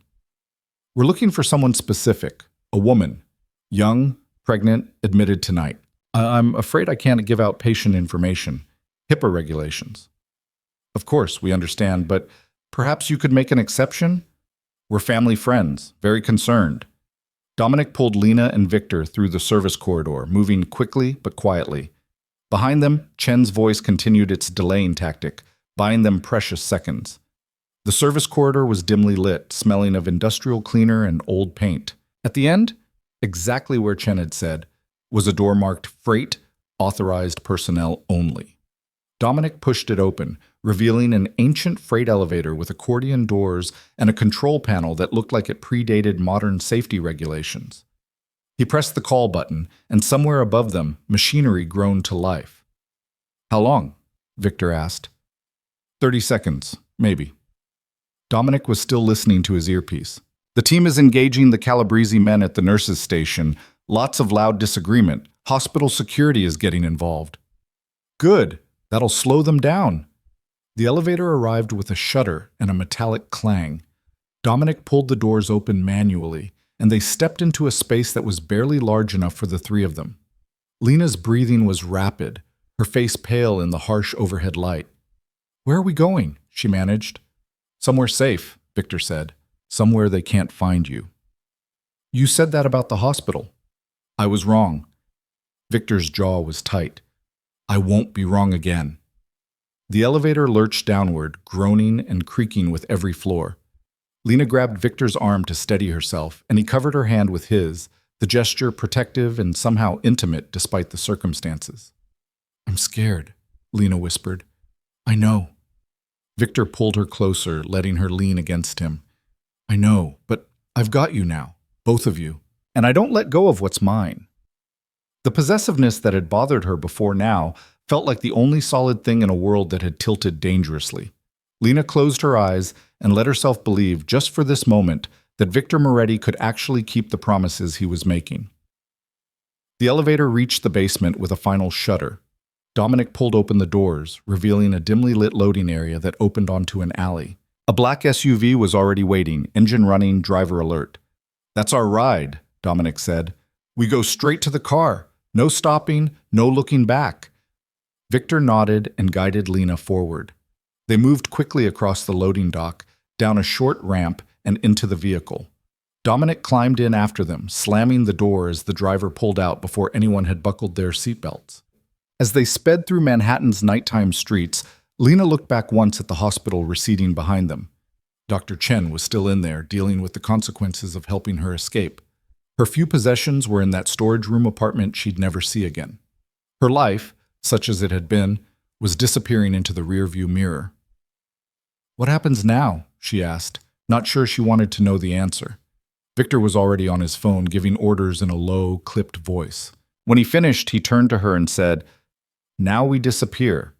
And while we're gone, I'm going to find out who told the Calabrese family about you. And then I'm going to make sure they understand that threatening my family was the last mistake they'll ever make." The cold certainty in his voice should have terrified her. Instead, it made Lena realize something that changed everything. Victor Moretti wasn't just offering protection. He was offering war. And somewhere in the past few hours, she and her unborn daughter had become the reason for it. She'd run from his world because she was afraid of the violence. Now that violence was being wielded in her defense, and Lena didn't know whether that made her safer or put her in even more danger than before. The SUV cut through Manhattan like a blade, weaving through late-night traffic with practiced precision. Lena sat wedged between Victor and the door, her hand still pressed against her stomach, feeling her daughter's reassuring movements. Outside the tinted windows, the city blurred past, familiar streets that suddenly felt foreign, dangerous in ways she'd never considered during her months of anonymous survival. "Where are we going?" she asked again, needing the answer this time. Victor glanced at Dominic, who was still monitoring his phone, coordinating with people Lena couldn't see. A safe house in Brooklyn. Off the grid, no connection to any of my business properties. The Calabrese family won't know to look there. How long do I have to stay? As long as it takes to neutralize the threat. Victor's voice was matter of fact, as if he were discussing a business arrangement rather than Lena's entire life. A few days? Maybe a week? A week? Lena's voice rose. I can't just disappear for a week. I have a job. I have... She stopped, realizing how hollow the protest sounded. Her job at the diner paid under the table and would replace her within a day. Her apartment was a room she rented month to month from a landlord who'd never asked her name. She had no obligations, no ties, nothing anchoring her to the life she'd built except her own stubborn pride. You don't have anything that's worth dying for, Victor said quietly, reading her thoughts. And that's what we're talking about here, Lena. The Calabrese family doesn't make social calls. If they found out about you, it's because someone told them you're important to me. And the moment you became important to me, you became a target. I didn't ask to be important to you. No, but you are. Because you're carrying my daughter. Victor's hand moved to cover hers where it rested on her stomach. And that makes you the most important person in my world right now. Lena wanted to pull away from his touch, to maintain the distance that felt safer than this dangerous intimacy. But his hand was warm, solid, and her daughter was moving beneath both their palms in gentle waves that felt like a conversation Lena wasn't equipped to translate. This is insane, she whispered. 12 hours ago I was serving coffee at a diner. Now I'm running from mobsters in an SUV with a man I barely know. You know me. Victor's voice was low, meant only for her despite Dominic's presence. Maybe not all of me, but you know the parts that matter. You knew them 6 months ago, and you know them now. I thought I knew you 6 months ago. I was wrong. You weren't wrong about who I am. You were just wrong about what I do. Victor shifted closer, his voice dropping even lower. Lena, I need you to understand something. My business, my family's legacy, yes, it's complicated. Yes, there are parts of it I'm not proud of. But the man who talked to you about art and philosophy at that gallery, the man who made you laugh until your sides hurt, the man who held you like you were precious, that's not a lie. That's who I am when I'm not being who I have to be. And which one are you right now? Victor was quiet for a moment. Right now, I'm both. I'm the man who cares about you and wants to keep you safe. And I'm the man who will do whatever it takes to eliminate threats to my family, even if that means things that would scare you. It already scares me. Lena finally pulled her hand away. Everything about this scares me. The running, the guards, the idea that there are people out there who want to hurt me just because of who you are. Then help me change it. Victor's voice carried an urgency she hadn't heard before. Help me finish what I started, transitioning the business, cutting ties with the dangerous parts of my world. I can't do it overnight, but I can do it, especially now, especially for her. Lena looked down at her stomach, at the curve that held her daughter. What if it's not enough? What if we can't outrun your past? Then we face it together, instead of you facing it alone. Victor reached out and turned her face toward him, forcing her to meet his eyes. Lena, I know I'm asking a lot. I know this isn't the life you wanted, but it's the life we have. And we can either let it destroy us, or we can fight to make it into something better. Before Lena could respond, Dominic's phone buzzed with an incoming message. He read it, his expression darkening. Boss, we have confirmation. The leak came from inside. One of Marco's men has been feeding information to the Calabrese family for the past 3 months. Victor's entire body went rigid. Who? Tony Ferrara. He's been on Marco's crew for 2 years. Nobody suspected. Where's he now? Marco's bringing him in. Wants to know how you want to handle it. Dominic's tone was carefully neutral, but Lena could hear the implication underneath. Victor's jaw clenched. For a long moment he didn't speak. Then he said, Tell Marco to hold him until I get there. No permanent damage, but make sure he understands how serious this is. Understood. Dominic started typing a response. Lena felt her stomach turn. What are you going to do to him? What I have to do. Victor's voice was cold in a way that made him sound like a stranger. He betrayed my family. He put you and our daughter in danger. There are consequences for that. You're going to kill him. I'm going to make sure he never betrays anyone again." Victor met her eyes, and what she saw there was harder than anything she'd encountered in 6 months of struggling to survive. "This is the part of my world you don't want to see, Lena. The part where I can't afford to be merciful, because mercy gets interpreted as weakness, and weakness gets people killed. There has to be another way." "What way?" Victor's voice was harsh. "I let him go with a warning, and every other person in my organization learns that betrayal has no real consequences? I turn him over to the police, and he cuts a deal that brings federal investigators down on everyone connected to me? Or I do nothing, and the Calabrese family keeps using him to feed them information until they find another vulnerability to exploit?" Lena wanted to argue, to insist that violence wasn't the answer, but the words died in her throat, because Victor was right, in a terrible way that made her understand just how different his world was from anything she'd experienced. This wasn't about right and wrong in any moral sense she recognized. This was about survival in a context where the rules were written in blood and enforced through fear. "I can't be part of this," she said quietly. "You already are." Victor's expression softened slightly. "The moment you got pregnant with my child, you became part of this. I know it's not fair. I know it's not what you wanted. But Lena, we don't get to choose what we're born into. We only get to choose what we do with it." The SUV turned off the main road, heading into a neighborhood Lena didn't recognize. Brownstones lined the streets, their windows dark at this late hour. It looked residential, quiet, the kind of place where families lived and children played in small yards behind wrought iron fences. "This is your safe house?" Lena asked, surprised. "The best hiding places are the ones that don't look like hiding places." Victor gestured to a nondescript brownstone halfway down the block. 3 bedrooms, fully furnished, stocked kitchen. There's a private obstetrician who'll come by tomorrow morning to check on you and the baby, and security that you won't see but that will keep you safer than Fort Knox.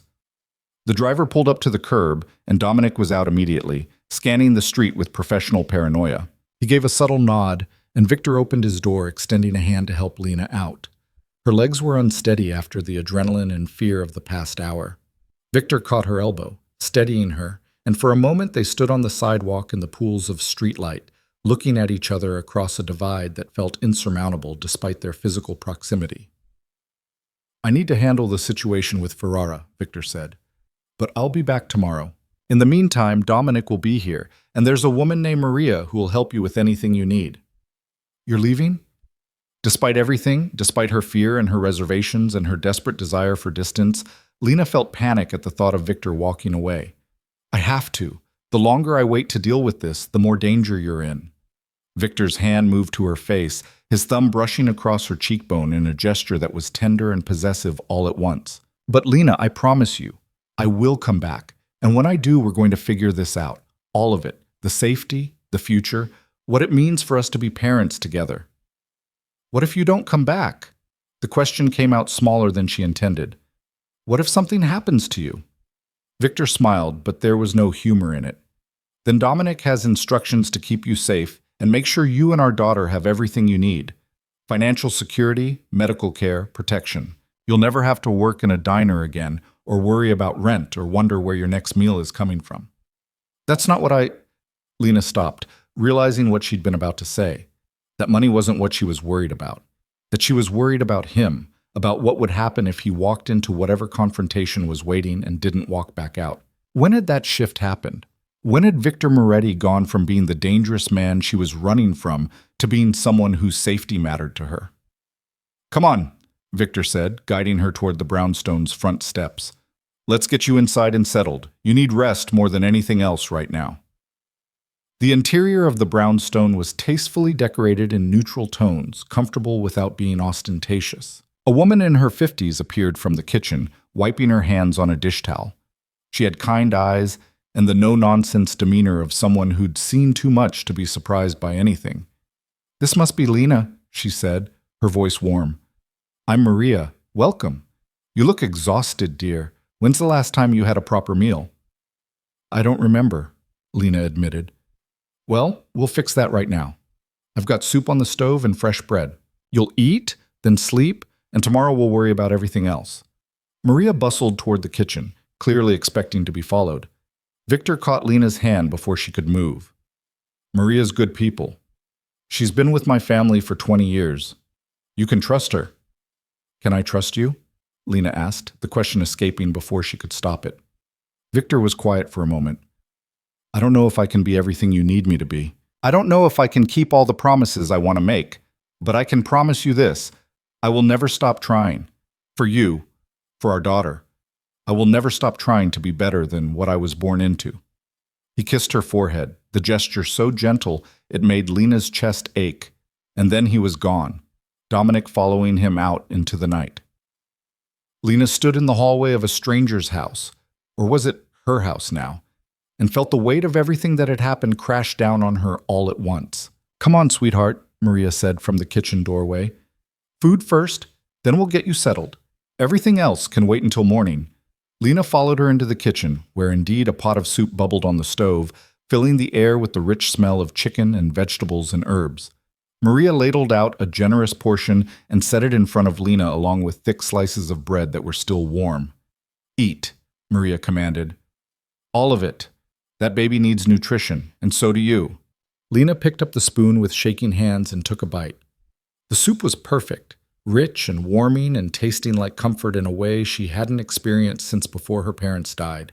She found herself eating with desperate hunger, unable to stop until the bowl was empty and she'd consumed 3 slices of bread. Better? Maria asked, refilling the bowl without being asked. Yes, thank you. Lena looked at the older woman curiously. Victor said you've been with his family for 20 years. That's a long time. It is. I watched that boy grow up, saw him struggle with the weight of being Antonio Moretti's son. Maria settled into the chair across from Lena. His father was a hard man, believed the old ways were the only ways. Victor spent his whole childhood being trained to take over the business, whether he wanted to or not. Did he want to? Maria's expression was thoughtful. I don't think he knew what he wanted until after his father died. Then he had to figure out who Victor Moretti was going to be separate from who Antonio Moretti had been. It's not an easy question when you inherit an empire built on fear and blood. And what did he decide? That he wanted to build something different, something his children could be proud of instead of ashamed of. Maria paused.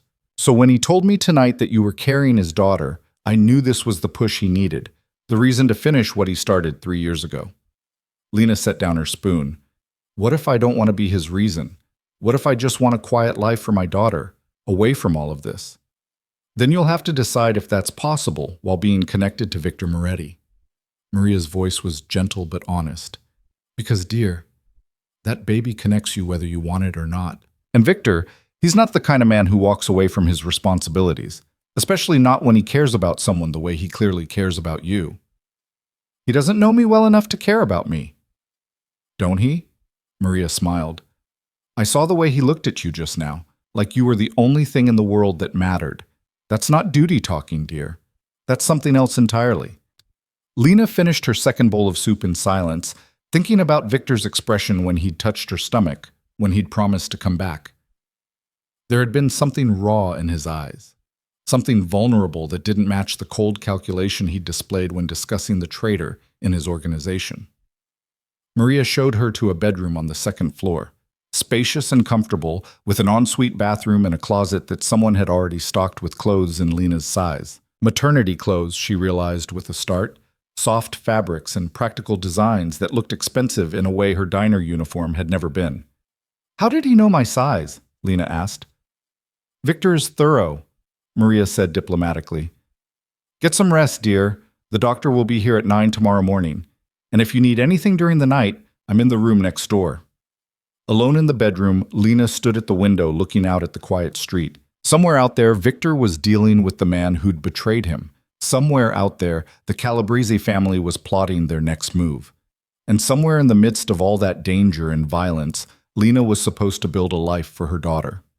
She placed both hands on her stomach, feeling the baby's movements. What have I gotten us into? She whispered. But she knew the answer.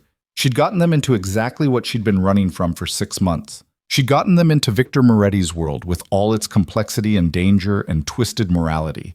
And the terrifying part was that some small piece of her, the piece that remembered how safe she'd felt in his arms, how seen she'd felt when he looked at her, was starting to wonder if maybe that world wasn't as impossible to navigate as she'd thought. Maybe.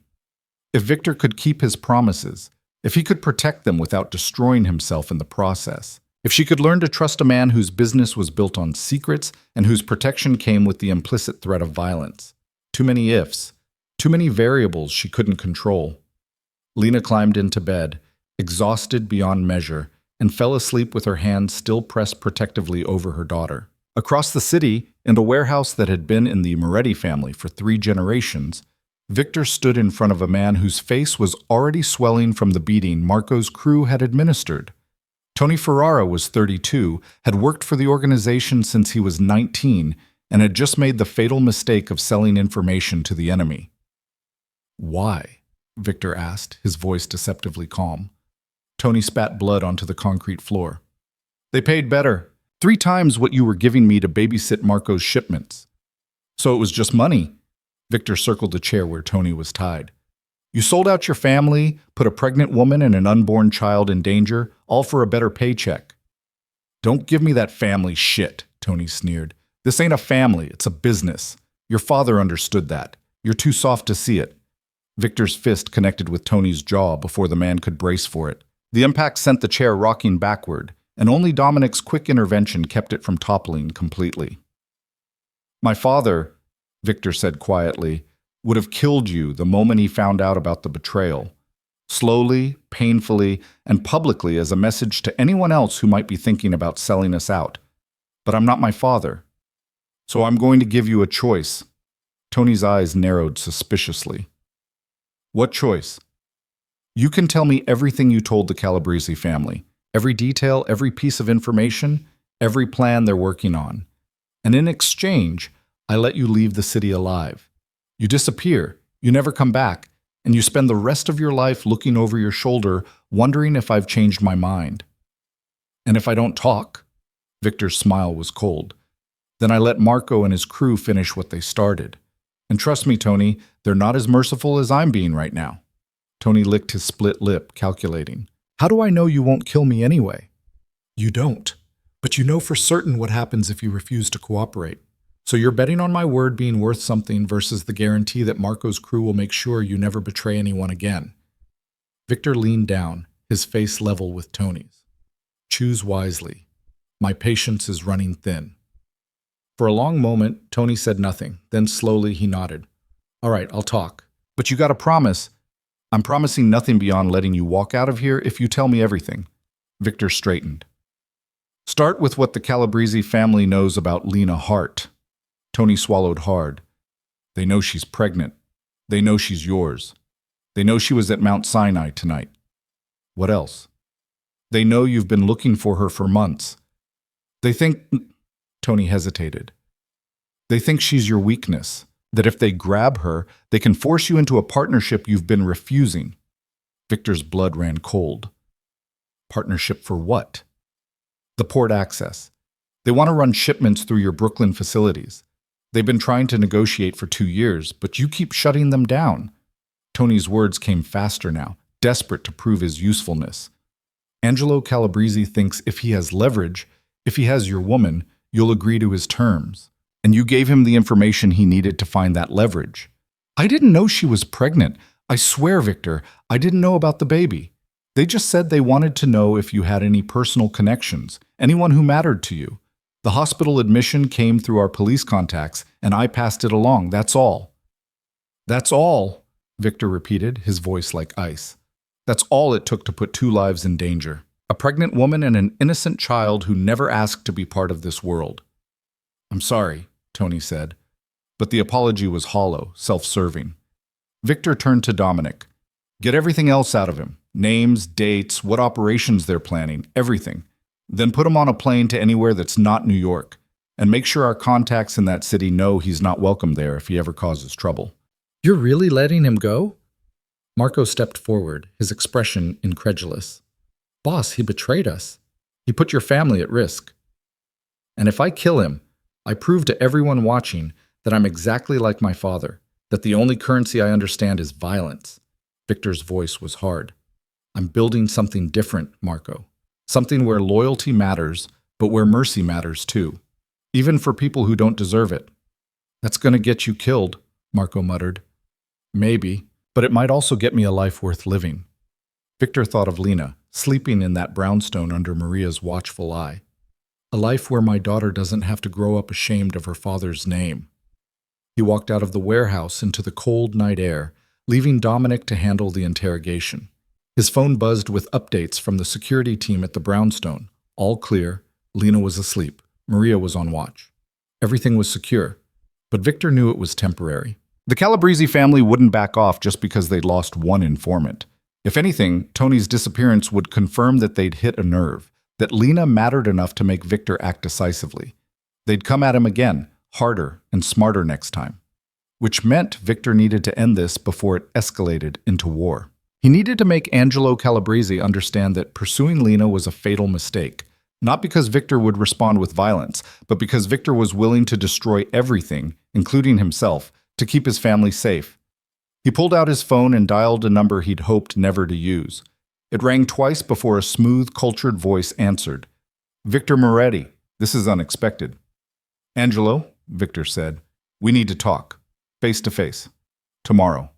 About what? About the fact that one of your men put a target on a pregnant woman's back? About the fact that you're trying to use my family as leverage? And about why neither of those things is going to work out the way you think.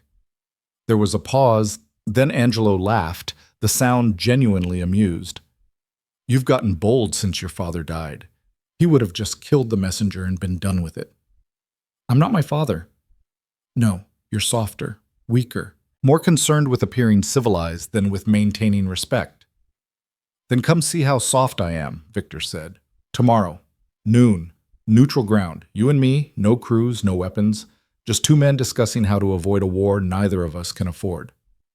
And if I refuse, then you'll find out just how much of my father I actually inherited. Victor's voice went cold. The woman carrying my child is off limits, Angelo. Completely, permanently off limits. Touch her, threaten her, even think about her too hard, and I will burn your entire organization to the ground. Every shipment, every business front, every ally you've spent decades cultivating. I will dismantle it all, and I will make sure everyone knows it was because you made the mistake of targeting my family. Silence on the other end of the line. Then slowly, Angelo said, The Belmont Hotel, noon. Come alone and I'll do the same. The call ended. Victor stood in the darkness, feeling the weight of the commitment he'd just made. Tomorrow, he'd face one of the most dangerous men in New York's criminal underworld with nothing but his will and his reputation. If it went wrong, he'd start a war that would consume everything he'd built. If it went right, he'd buy Lena and their daughter the safety they desperately needed. Either way, there was no turning back now. Victor arrived at the Belmont Hotel 15 minutes early, a calculated risk that put him in Angelo Calabrese's territory with time to spare. The hotel was old money Manhattan, all marble columns and gilded fixtures, the kind of place where business deals worth millions happened over afternoon tea and no one asked uncomfortable questions. Dominic had argued against the meeting, against going in alone, against trusting that Angelo would honor the terms. But Victor had been firm. This ended today one way or another, and it ended with him showing strength through restraint rather than violence. The hotel's bar was nearly empty at noon on a Wednesday.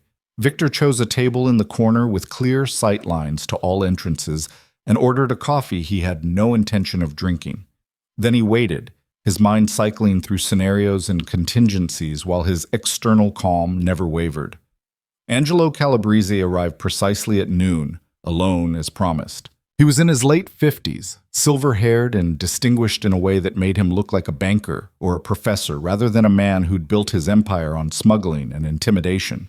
They'd known each other for years, circling in the same dangerous orbit, but this was the first time they'd met face-to-face, without intermediaries or the safety of formal gatherings. "Victor," Angelo said, settling into the chair across from him, "you look tired. The responsibilities of fatherhood already weighing on you?" "Let's skip the pleasantries." Victor's voice was level. "You put a target on a pregnant woman, my woman, carrying my child. I want to know why you thought that was acceptable." Angelo smiled, the expression not reaching his eyes. "I thought it was strategic. You've been refusing my partnership offers for 2 years. I needed leverage to change your mind." So you decided to threaten an innocent woman and an unborn child. I decided to remind you that everyone has vulnerabilities, even the untouchable Victor Moretti, who's too good for the family business. Angelo leaned back, studying Victor with the calculating gaze of a predator assessing prey. Your father would have understood. He knew that in our world, family is both our greatest strength and our greatest weakness. My father is dead, and the world he built with him. Victor met Angelo's gaze steadily. I'm offering you one chance to back off. Leave Lena alone. Leave my daughter alone. And we can both continue operating in this city without conflict. And what do I get in exchange for this? Generosity? You get to avoid a war you can't win. Angelo laughed, the sound genuine. Can't win? Victor, I have 3 times your manpower, twice your resources, and connections that go deeper than anything you inherited from Antonio. What exactly makes you think I can't win? Because winning would cost you everything you've built. Victor's voice was quiet, but absolute. You think I don't know about your legitimate businesses? The hotel chain, the construction contracts, the commercial real estate portfolio you've spent 15 years developing, all of it is vulnerable if the wrong people start asking the right questions. You'd bring federal attention down on both of us just to protect one woman? I'd burn this entire city to the ground to protect my family. Victor leaned forward. And that's the difference between you and me, Angelo. You see my restraint as weakness. You think because I'm trying to transition away from my father's methods, I'm soft. But what I am is committed. Committed to building something better, yes, but also committed to destroying anyone who threatens what's mine. Angelo's smile faded. That's quite a speech. It's not a speech, it's a promise. Victor pulled an envelope from his jacket and slid it across the table. Inside, you'll find documentation of every questionable business dealing you've made in the past 5 years. Copies have been delivered to 3 different federal prosecutors with instructions to open them if anything happens to me or my family. So yes, Angelo, you could start a war. You could try to take Lena, use her as leverage, force me into your partnership. But the moment you do, everything you've worked for comes crashing down. Angelo picked up the envelope, his expression darkening as he scanned the contents. When he looked up, his eyes were hard. This is mutually assured destruction. You're threatening to take us both down. No, I'm threatening to take you down while protecting what matters to me. Because unlike you, I'm willing to lose everything except my family. Victor stood. Stay away from Lena Hart. Stay away from my daughter. And we never have this conversation again. That's the deal. And if I refuse? Victor buttoned his jacket, preparing to leave. Then we find out if your empire can survive the kind of scrutiny mine has already weathered. I've spent 3 years cleaning up my father's legacy, Angelo, which means most of my operations can survive federal investigation. Can yours? He walked out without waiting for an answer, his heart pounding, but his stride steady. It was a bluff built on half-truths and calculated risks. Yes, he had documentation on Angelo's operations.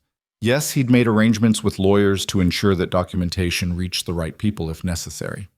But he hadn't actually approached any federal prosecutors, and doing so would bring exactly the kind of attention Victor had been working to avoid. Still, Angelo didn't know that. And the uncertainty, the possibility that Victor was crazy enough or desperate enough to actually follow through, would be enough. At least Victor hoped it would be enough. His phone buzzed as he reached the street. Dominic's number. Tell me you didn't just declare war on the Calabrese family, Dominic said without preamble. I didn't. I declared peace. On my terms. Victor climbed into the waiting car. Take me to the brownstone. I need to see Lena. Boss, Marco's been calling. He wants to know what's happening with, tell Marco I'll deal with business tomorrow. Today is about making sure my family is safe. Victor ended the call and leaned back against the seat, feeling the exhaustion of the past 24 hours crash down on him. He'd faced enemies before. He'd navigated power struggles and territorial disputes, and the constant pressure of maintaining his position in a world that rewarded violence and punished weakness. But this, protecting Lena and their unborn daughter, felt different. More important than any business deal or strategic alliance. More real than anything he'd experienced since his father died and left him an empire he didn't want. The brownstone looked peaceful in the afternoon light. Victor let himself in with the key he'd had made years ago, back when this property was just another safe house in his network. Now it held the most precious thing in his world. Maria met him in the hallway, her expression a mixture of relief and concern. She's been asking about you. The doctor came this morning, said both mother and baby are stable, but she needs complete rest for at least a week. Where is she? Upstairs in the bedroom. She ate a good breakfast, had a shower, and has been reading the pregnancy books I found for her. Maria paused. Victor, she's scared, trying to hide it, but scared nonetheless. I know. Victor headed for the stairs. Thank you, Maria, for taking care of her. That's what family does, Maria said simply. Victor knocked softly on the bedroom door before entering. Lena was sitting up in bed, her hair still damp from the shower, wearing one of the maternity dresses someone had stocked in the closet. She looked healthier than she had last night, color in her cheeks, the exhaustion in her eyes slightly less pronounced. But when she saw him, her expression shuddered. You came back, she said. I promised I would. Victor closed the door and moved to sit in the chair beside the bed. How are you feeling? Physically? Better than I have in months. The doctor said the baby is fine, that my iron levels are improving, that if I keep eating properly and resting, there's no reason I can't carry it a full term. Lena paused. Emotionally, I don't even know where to start. Start with what you're feeling right now. Lena looked down at her hands, twisted together in her lap. I'm angry. At you for dragging me into this. At myself for getting involved with you in the first place. At the world for being so complicated that a woman can't just have a baby in peace without worrying about mobsters and threats, and her voice broke. And I'm scared, Victor. Terrified that this is my life now. That I'll never be free of the danger, that my daughter will grow up knowing her father is someone people fear. She'll grow up knowing her father would do anything to protect her, Victor said quietly. That he fought to give her a better world than the one he inherited. Did you fight for a better world? Lena met his eyes. Or did you just threaten more violence to keep us safe? Victor was quiet for a moment, choosing his words carefully. I met with Angelo Calabrese this morning, face to face, no intermediaries. And I made it clear that you and our daughter are completely off limits, that pursuing you would cost him everything he's built. How did you make it clear? With information and leverage, with the promise that attacking my family would bring consequences he couldn't afford. Victor held her gaze. Not with violence, Lena, with strategy, with the understanding that sometimes the strongest move is the one that doesn't require bloodshed. And he believed you? He believed I was willing to follow through, which is all that matters in my world. Victor reached out and took her hand. The threat is neutralized. Angelo won't come after you. His organization won't be a problem. And I've made it known throughout the city that you're under my protection, permanently. Lena pulled her hand away. I don't want to be under anyone's protection. I want to be free. Freedom is an illusion when you're struggling to survive. Victor's voice was gentle but firm. 6 months of freedom nearly killed you and our daughter. So maybe what you want isn't freedom. Maybe it's security with dignity. Safety without giving up who you are. And you think you can give me that? I know I can, if you let me. Victor stood and walked to the window, looking out at the quiet street. Lena, I'm not asking you to marry me or move in with me or accept my world without question. I'm asking you to let me provide for you and our daughter, to let me ensure you never have to choose between pride and survival again. In exchange for what? Victor turned to face her. In exchange for a chance to prove I can be the man you thought I was that night at the gallery. A chance to be a real father to our daughter instead of just a source of financial support. A chance for us to figure out if what we felt 6 months ago was real or just a beautiful mistake. Lena's eyes glistened with tears. I don't know if I can trust you. Then don't. Not yet. Victor moved back to the chair, sitting down so they were eye level. But stay here. Rest. Let yourself heal. Let me show you through actions instead of words that I mean what I say. And at the end of it, if you still want to walk away, I'll help you do it. I'll set you up with everything you need to build a life separate from me. No strings, no conditions, just the financial security you and our daughter deserve. Why would you do that if I'm just going to leave anyway? Because our daughter deserves a mother who's healthy and happy, And because Victor paused, his voice rough with emotion he rarely showed. Because 6 months ago, you looked at me like I was someone worth knowing, like I could be more than my father's son, more than the legacy I inherited. And for a few hours I believed it. I believed I could be the man you saw when you looked at me. Victor, let me finish. He took a breath. When you disappeared, I thought I'd lost my one chance at that, at being someone different, someone better. And then I found out about the baby, and I realized I'd been given another chance, maybe the last chance I'll ever get. So no, Lena, I'm not doing this because I expect you to stay. I'm doing it because I need to prove to myself that I can be the man my daughter deserves as a father, whether you're part of that future or not. The silence that followed was heavy with everything they weren't saying. Lena wiped at her eyes, then placed both hands on her stomach where their daughter was moving. She's active today, Lena said softly. The doctor said that's a good sign, that she's healthy and strong. Can I? Victor hesitated. Can I feel? Lena nodded, and Victor moved to sit on the edge of the bed. She guided his hand to the spot where the movements were strongest, and for a moment they both sat very still, feeling their daughter's life pulsing beneath their joined hands. That's amazing, Victor whispered. It's the most terrifying and wonderful thing I've ever experienced. Lena's voice was thick with emotion. Knowing there's a person in there, a whole person with her own personality and future and dreams we haven't even imagined yet. What do you dream for her? Lena was quiet for a long moment. I dream she grows up safe, that she never has to be afraid the way I've been afraid, that she has choices I didn't have, opportunities to be whoever she wants to be. She paused. And I dream she has a father who loves her, really loves her, not just as an obligation or a legacy, but as a person he wants to know. She will. Victor's voice was absolute. I promise you, Lena, she will have that. Even if you and I can't make it work, even if you decide to walk away, I will be the father she deserves. I will love her and protect her and give her every opportunity to become whoever she wants to be. Lena turned to look at him, really look at him, and something in her expression shifted. I want to believe you. More than anything, I want to believe you. Then give me time to prove it. Victor's hand was still on her stomach, still feeling their daughter's movements. Stay here. Rest. Heal. And let me show you that the man you met at that gallery is real, that he's not just a mask I wear when it's convenient. And what about your business? Your family's legacy? All the complicated, dangerous parts of your world that scared me away in the first place? I'm working on it. The transition I started 3 years ago. It's happening. Slowly, but happening. In another year, maybe 2, the Moretti name will be associated with legitimate business interests, not criminal enterprise. Victor met her eyes. I'm doing it for our daughter, so she can grow up proud of her name instead of ashamed of it. That's a big promise. It's the only one that matters. Victor stood, knowing he was pushing his luck but needing her to understand.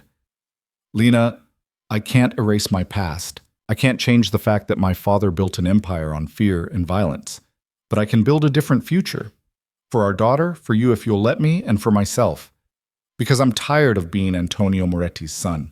I want to be Sophia's father instead. Sophia. Lena's breath caught. You want to name her Sophia? It was my grandmother's name. She was the only person in my family who ever told me I could choose to be different. That I didn't have to follow in my father's footsteps just because I was born into them. Victor smiled slightly. But if you hate it, we can pick something else. This is your decision too. Sophia, Lena repeated, testing the name. Sophia Moretti. She looked down at her stomach. What do you think, baby girl? Do you like that name? As if in answer, the baby kicked hard enough that Victor felt it against his palm. Lena laughed, the sound surprised and genuine, and for a moment the fear and uncertainty faded from her expression. I think she approves, Lena said. Then Sophia it is. Victor moved toward the door, giving her space. I'll let you rest. Maria will bring you lunch, and the doctor wants to check on you again tomorrow morning. Victor, wait. Lena's voice stopped him at the threshold. Thank you. For keeping your promise, for coming back. I'll always come back, Victor said simply. No matter what happens between us, I'll always come back for you and Sophia. He left before the emotion in her eyes could undo him completely. Downstairs, Maria was in the kitchen preparing lunch, and Dominic was positioned by the front window, his vigilance never wavering. "How is she?" Maria asked. "Better, stronger." Victor accepted the coffee Maria handed him, and terrified but trying not to show it, "She'll come around. That girl has steel in her spine, even if she doesn't always see it." Maria returned to chopping vegetables. "And you, Victor? How are you holding up?" "I'm doing what needs to be done." Victor moved to look out the kitchen window at the small garden behind the brownstone. "Making promises I'm not sure I can keep, fighting battles I might not win, trying to be someone I've never been before." "Your grandmother would be proud," Maria said quietly. "She always believed you were meant for more than what your father had planned." "I hope she was right." Victor finished his coffee and set the mug down. "Because right now, I'm betting everything on the chance that I can be the man Lena and Sophia deserve. And if I'm wrong—" "You're not wrong," Maria interrupted. "I've known you since you were a boy, Victor. I've seen you struggle with your father's expectations, watched you try to find your own path. And I've never seen you as committed to anything as you are to making this work." Victor wanted to believe her, wanted to trust that determination and love would be enough to overcome the weight of his family's history. But he'd lived in his world long enough to know that sometimes, no matter how hard you fought, the past won anyway. The days that followed settled into a rhythm. Lena spent her time resting, eating the nutritious meals Maria prepared, seeing the doctor regularly, and slowly regaining the strength she'd lost during her months of struggle. Victor came by every day, sometimes just to check in, sometimes to sit with her and talk about everything except the complicated reality of their situation. They talked about Sophia, about nursery colors and baby names, and the thousand small decisions that came with preparing for a child. They talked about Lena's love of fashion design, about the career she'd lost and whether she might want to return to it someday. They talked about Victor's efforts to transition his business, about the legitimate ventures he was building and the old operations he was slowly shutting down.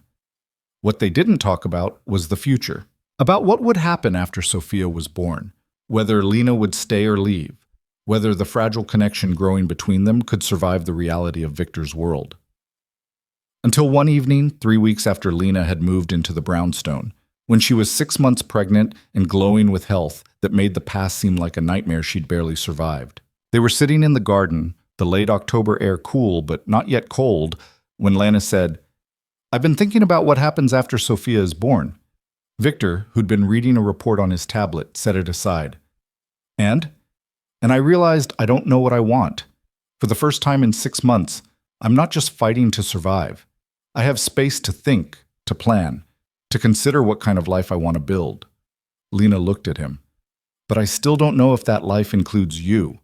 The honesty hurt, but Victor appreciated it more than false reassurances. "What would help you decide?" "The truth. About your business, about the transition you keep mentioning, about what your life actually looks like when I'm not here." Lena's voice was steady. "I need to understand what I'd be signing up for if I stayed. Not the sanitized version you think I want to hear, but the real complicated truth." Victor was quiet for a long moment. Then he said, "All right, the truth. My family's business for 3 generations has been built on importing goods that aren't exactly legal. Drugs in my grandfather's time, which my father moved away from. Weapons and smuggled merchandise in my father's time. And now—" He paused. "Now I'm trying to shut it all down. Every illegal operation, every questionable partnership, everything that could put my family at risk." "How's that going?" "Slowly. Some of the old guard resist. They see it as betraying my father's legacy. But I've been firm. In another year, 18 months at most, the Moretti organization will be completely legitimate. Import-export of legal goods, commercial real estate, investments in legitimate businesses." Victor met her eyes. "But until then, yes, there's still risk. There are still people who see me as my father's son, still enemies who would love to exploit any weakness." "Like me and Sophia." "Like you and Sophia," Victor agreed. "Which is why the security, why the caution, why I can't just walk away from the protective measures even though I know they make you uncomfortable." Lena absorbed this in silence. Then she asked, "What happens if you can't complete the transition? If the old guard wins, or if the business can't survive going legitimate?" "Then I walk away. I hand it over to my brothers, or to Marco, or to whoever wants the burden of running it, and I focus on building something new from scratch." Victor's voice was firm. Because, Lena, I meant what I said. Sophia deserves a father she can be proud of, and I can't be that father while running the kind of organization my grandfather and father built. You'd really give it all up? The power, the wealth, the legacy? In a heartbeat. If that's what it takes to give my daughter a normal life. Victor leaned forward. But I'd rather not have to. I'd rather transform what I inherited into something worth keeping. Something that honors the legitimate parts of my family's history while leaving behind the violence and criminality. That's ambitious. It's necessary.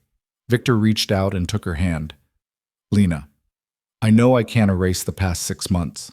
I can't give you back the job you lost, or the apartment you had to leave, or the sense of security you sacrificed when you ran from me. But I can give you a future, one where you and Sophia are safe, where you have choices instead of just survival, where being connected to me is an asset instead of a liability. And what do you get out of this future? Victor smiled slightly. I get to be Sophia's father. I get to watch her grow up, to teach her things, to be part of her life in ways my father never was part of mine. And maybe, if you decide you can trust me, I get to build something with you. Not just for Sophia, but for us. Lena's hand tightened around his. I'm starting to trust you. That's what scares me most. Because if I trust you and you let me down, it won't just hurt me. It'll hurt Sophia too. Then I won't let you down. Victor's voice was absolute. I promise you, Lena, I will do everything in my power to be the man you both deserve. And on the days I fall short, I'll keep trying until I get it right. They sat in the garden as the light faded, holding hands, feeling Sophia move between them, and for the first time since that night at the gallery, both of them let themselves believe that maybe, just maybe, this impossible situation could work. 2 months later, on a cold December night, Lena went into labor 3 weeks early. The contractions started just after midnight, hard and fast, giving them barely enough time to get to the hospital Victor had carefully chosen, the one with the best maternity ward, the most experienced doctors, and security measures that would make Fort Knox look casual. Through 16 hours of labor, Victor never left her side. He held her hand through the contractions, brought her ice chips when she needed them, let her squeeze his fingers until he lost feeling, and whispered encouragement when the pain became overwhelming. You're doing amazing, he told her during a particularly brutal contraction. Just breathe, you've got this. Easy for you to say, Lena gasped. You're not the one being torn apart from the inside. I know. And if I could take this pain for you, I would in a heartbeat. Lena looked at him through her exhausted tears and saw the truth in his eyes. He meant it. This man who'd built his life on being untouchable, on maintaining control no matter what, would have traded places with her without hesitation. Tell me something, she said as the contraction eased. Tell me something true about you that I don't know. Victor brushed the sweat-dampened hair from her forehead. I've been terrified every single day since I found out about Sophia. Terrified I wouldn't find you in time, terrified I'd fail to protect you, terrified I'd turn out to be exactly like my father, despite all my efforts to be different. But the most terrifying thing of all has been realizing that I'm in love with you. That somewhere between that first night and now, you became more important to me than anything I've ever fought for or built or inherited. Lena's breath caught, and this time it had nothing to do with contractions. Victor, you don't have to say anything back. You don't have to feel the same way. I just needed you to know. He kissed her forehead gently. I love you, Lena Hart, and I'm going to spend the rest of my life proving it. Before Lena could respond, another contraction hit, stronger than before. The medical team sprang into action, and suddenly there was no time for declarations or emotions, only the primal work of bringing new life into the world. Sophia Moretti was born at 4:47 p.m. on December 15th, weighing 6 pounds 2 ounces, with a full head of dark hair and her father's stubborn chin. The moment the doctor placed her in Lena's arms, everything else fell away. The fear, the uncertainty, the complicated history that had brought them to this moment. She's perfect, Lena whispered, tears streaming down her face. She's absolutely perfect. Victor stood beside the bed, looking down at his daughter with an expression of such raw wonder that it transformed his entire face. When Sophia wrapped her tiny hand around his finger, he made a sound that was half laugh, half sob. Hey there, Sophia, he said softly. I'm your dad, and I promise you I'm going to spend every day of my life making sure you have everything you deserve. Love, safety, opportunities, and a father who shows up. Always. Lena watched him with their daughter and felt something shift inside her chest. This was real. Not the fairy tale from the gallery opening, not the nightmare of the past 6 months, but something more complicated and precious and terrifying. This was family. Victor, she said, and when he looked at her, she saw everything she needed to see in his eyes. I love you too. I've been fighting it, telling myself it was just hormones or gratitude or fear making me feel this way. But it's not. It's love. Complicated, messy, sometimes inconvenient love, but love nonetheless. Victor's expression transformed. He leaned down and kissed her, gentle and reverent, while Sophia made soft baby sounds between them. So what happens now? Lena asked when they broke apart. Now we figure it out together. Victor settled into the chair beside her bed, never taking his eyes off Sophia. One day at a time, one decision at a time, but together, as a family. A very unconventional family, Lena pointed out.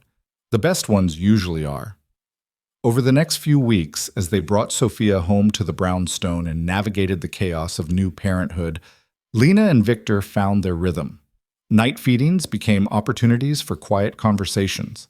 Diaper changes turned into debates about parenting philosophy. And slowly, carefully, they built something neither of them had expected. A real partnership based on trust and love and shared commitment to giving their daughter the best possible life. Victor kept his promises. By the time Sophia was 6 months old, he'd completed the transition of his business operations. The last of the illegal ventures were shut down, the questionable partnerships dissolved, and the Moretti organization emerged as a legitimate import-export company with diversified holdings in real estate and technology. It wasn't easy, and it wasn't bloodless, but it was done. The day the final paperwork cleared, Victor came home and found Lena in the nursery, reading to Sophia from a picture book about brave little girls who changed the world. It's finished, he said from the doorway. Completely legitimate, fully legal, nothing that could come back to haunt us or her. Lena looked up. Sophia balanced on her hip. You did it. You actually did it. We did it. Victor moved to wrap his arms around both of them. You gave me a reason to be better. Both of you did. So what now? Lena asked. Now that you're just a boring, legitimate businessman? Victor grinned. Now I ask you properly. Lena Hart, will you marry me? Not because of security or because it makes sense for Sophia, but because I love you and I want to spend the rest of my life building a future with you? Lena pretended to consider, even though her answer had been yes from the moment he'd held her hand through labor and promised to never let her down. On one condition. Name it. I get to design my own wedding dress, and I'm going back to work. Maria already agreed to watch Sophia, and I've been sketching designs again.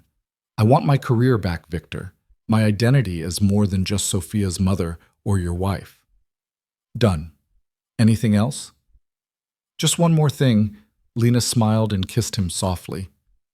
Promise me that 10 years from now, 20 years from now, when Sophia asks us how we met, we'll tell her the truth. Not the sanitized version, but the real story.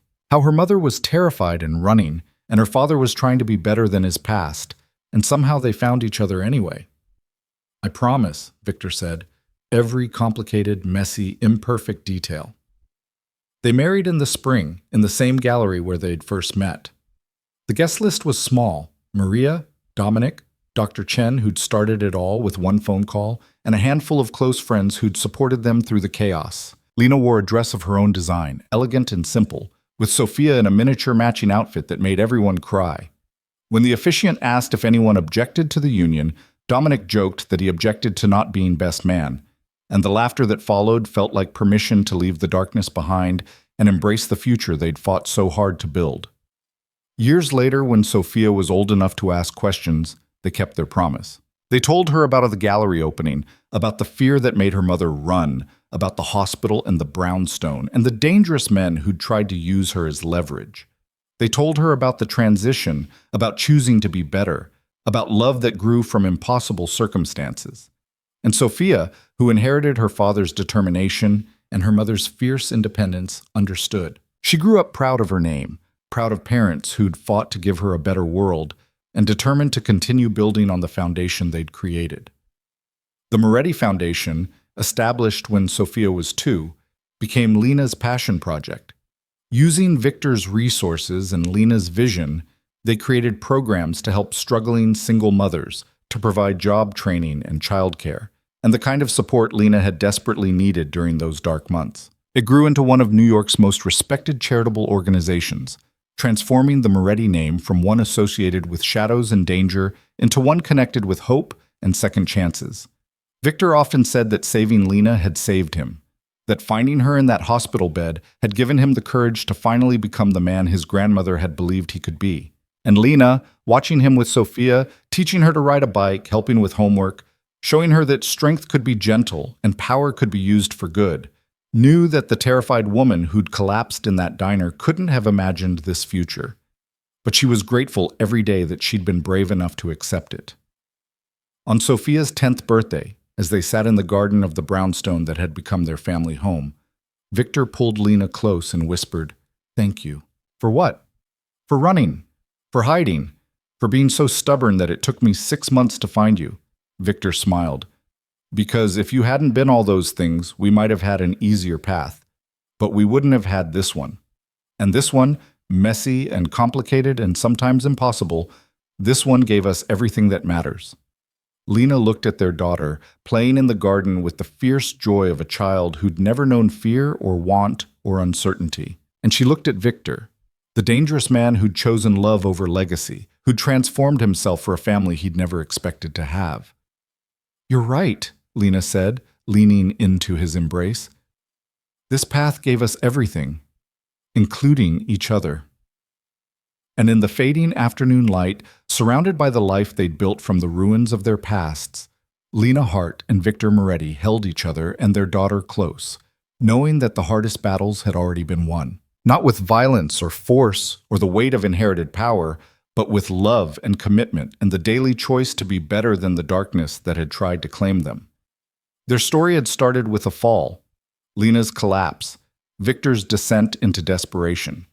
But it had become something else entirely, a rise, a transformation, a testament to the truth that sometimes the most broken pieces can be forged into something stronger than anything that came before. And Sophia, growing up surrounded by that love and strength and determination, would carry that legacy forward, not as a burden, but as a gift. The gift of parents who'd fought for her before she was born and who'd keep fighting for her every day after. The gift of a name that meant redemption instead of shame. The gift of a future built on hope instead of fear. That was the real story. Not the one of danger and shadows, but the one of love triumphing over impossible odds. And it was the only story that mattered.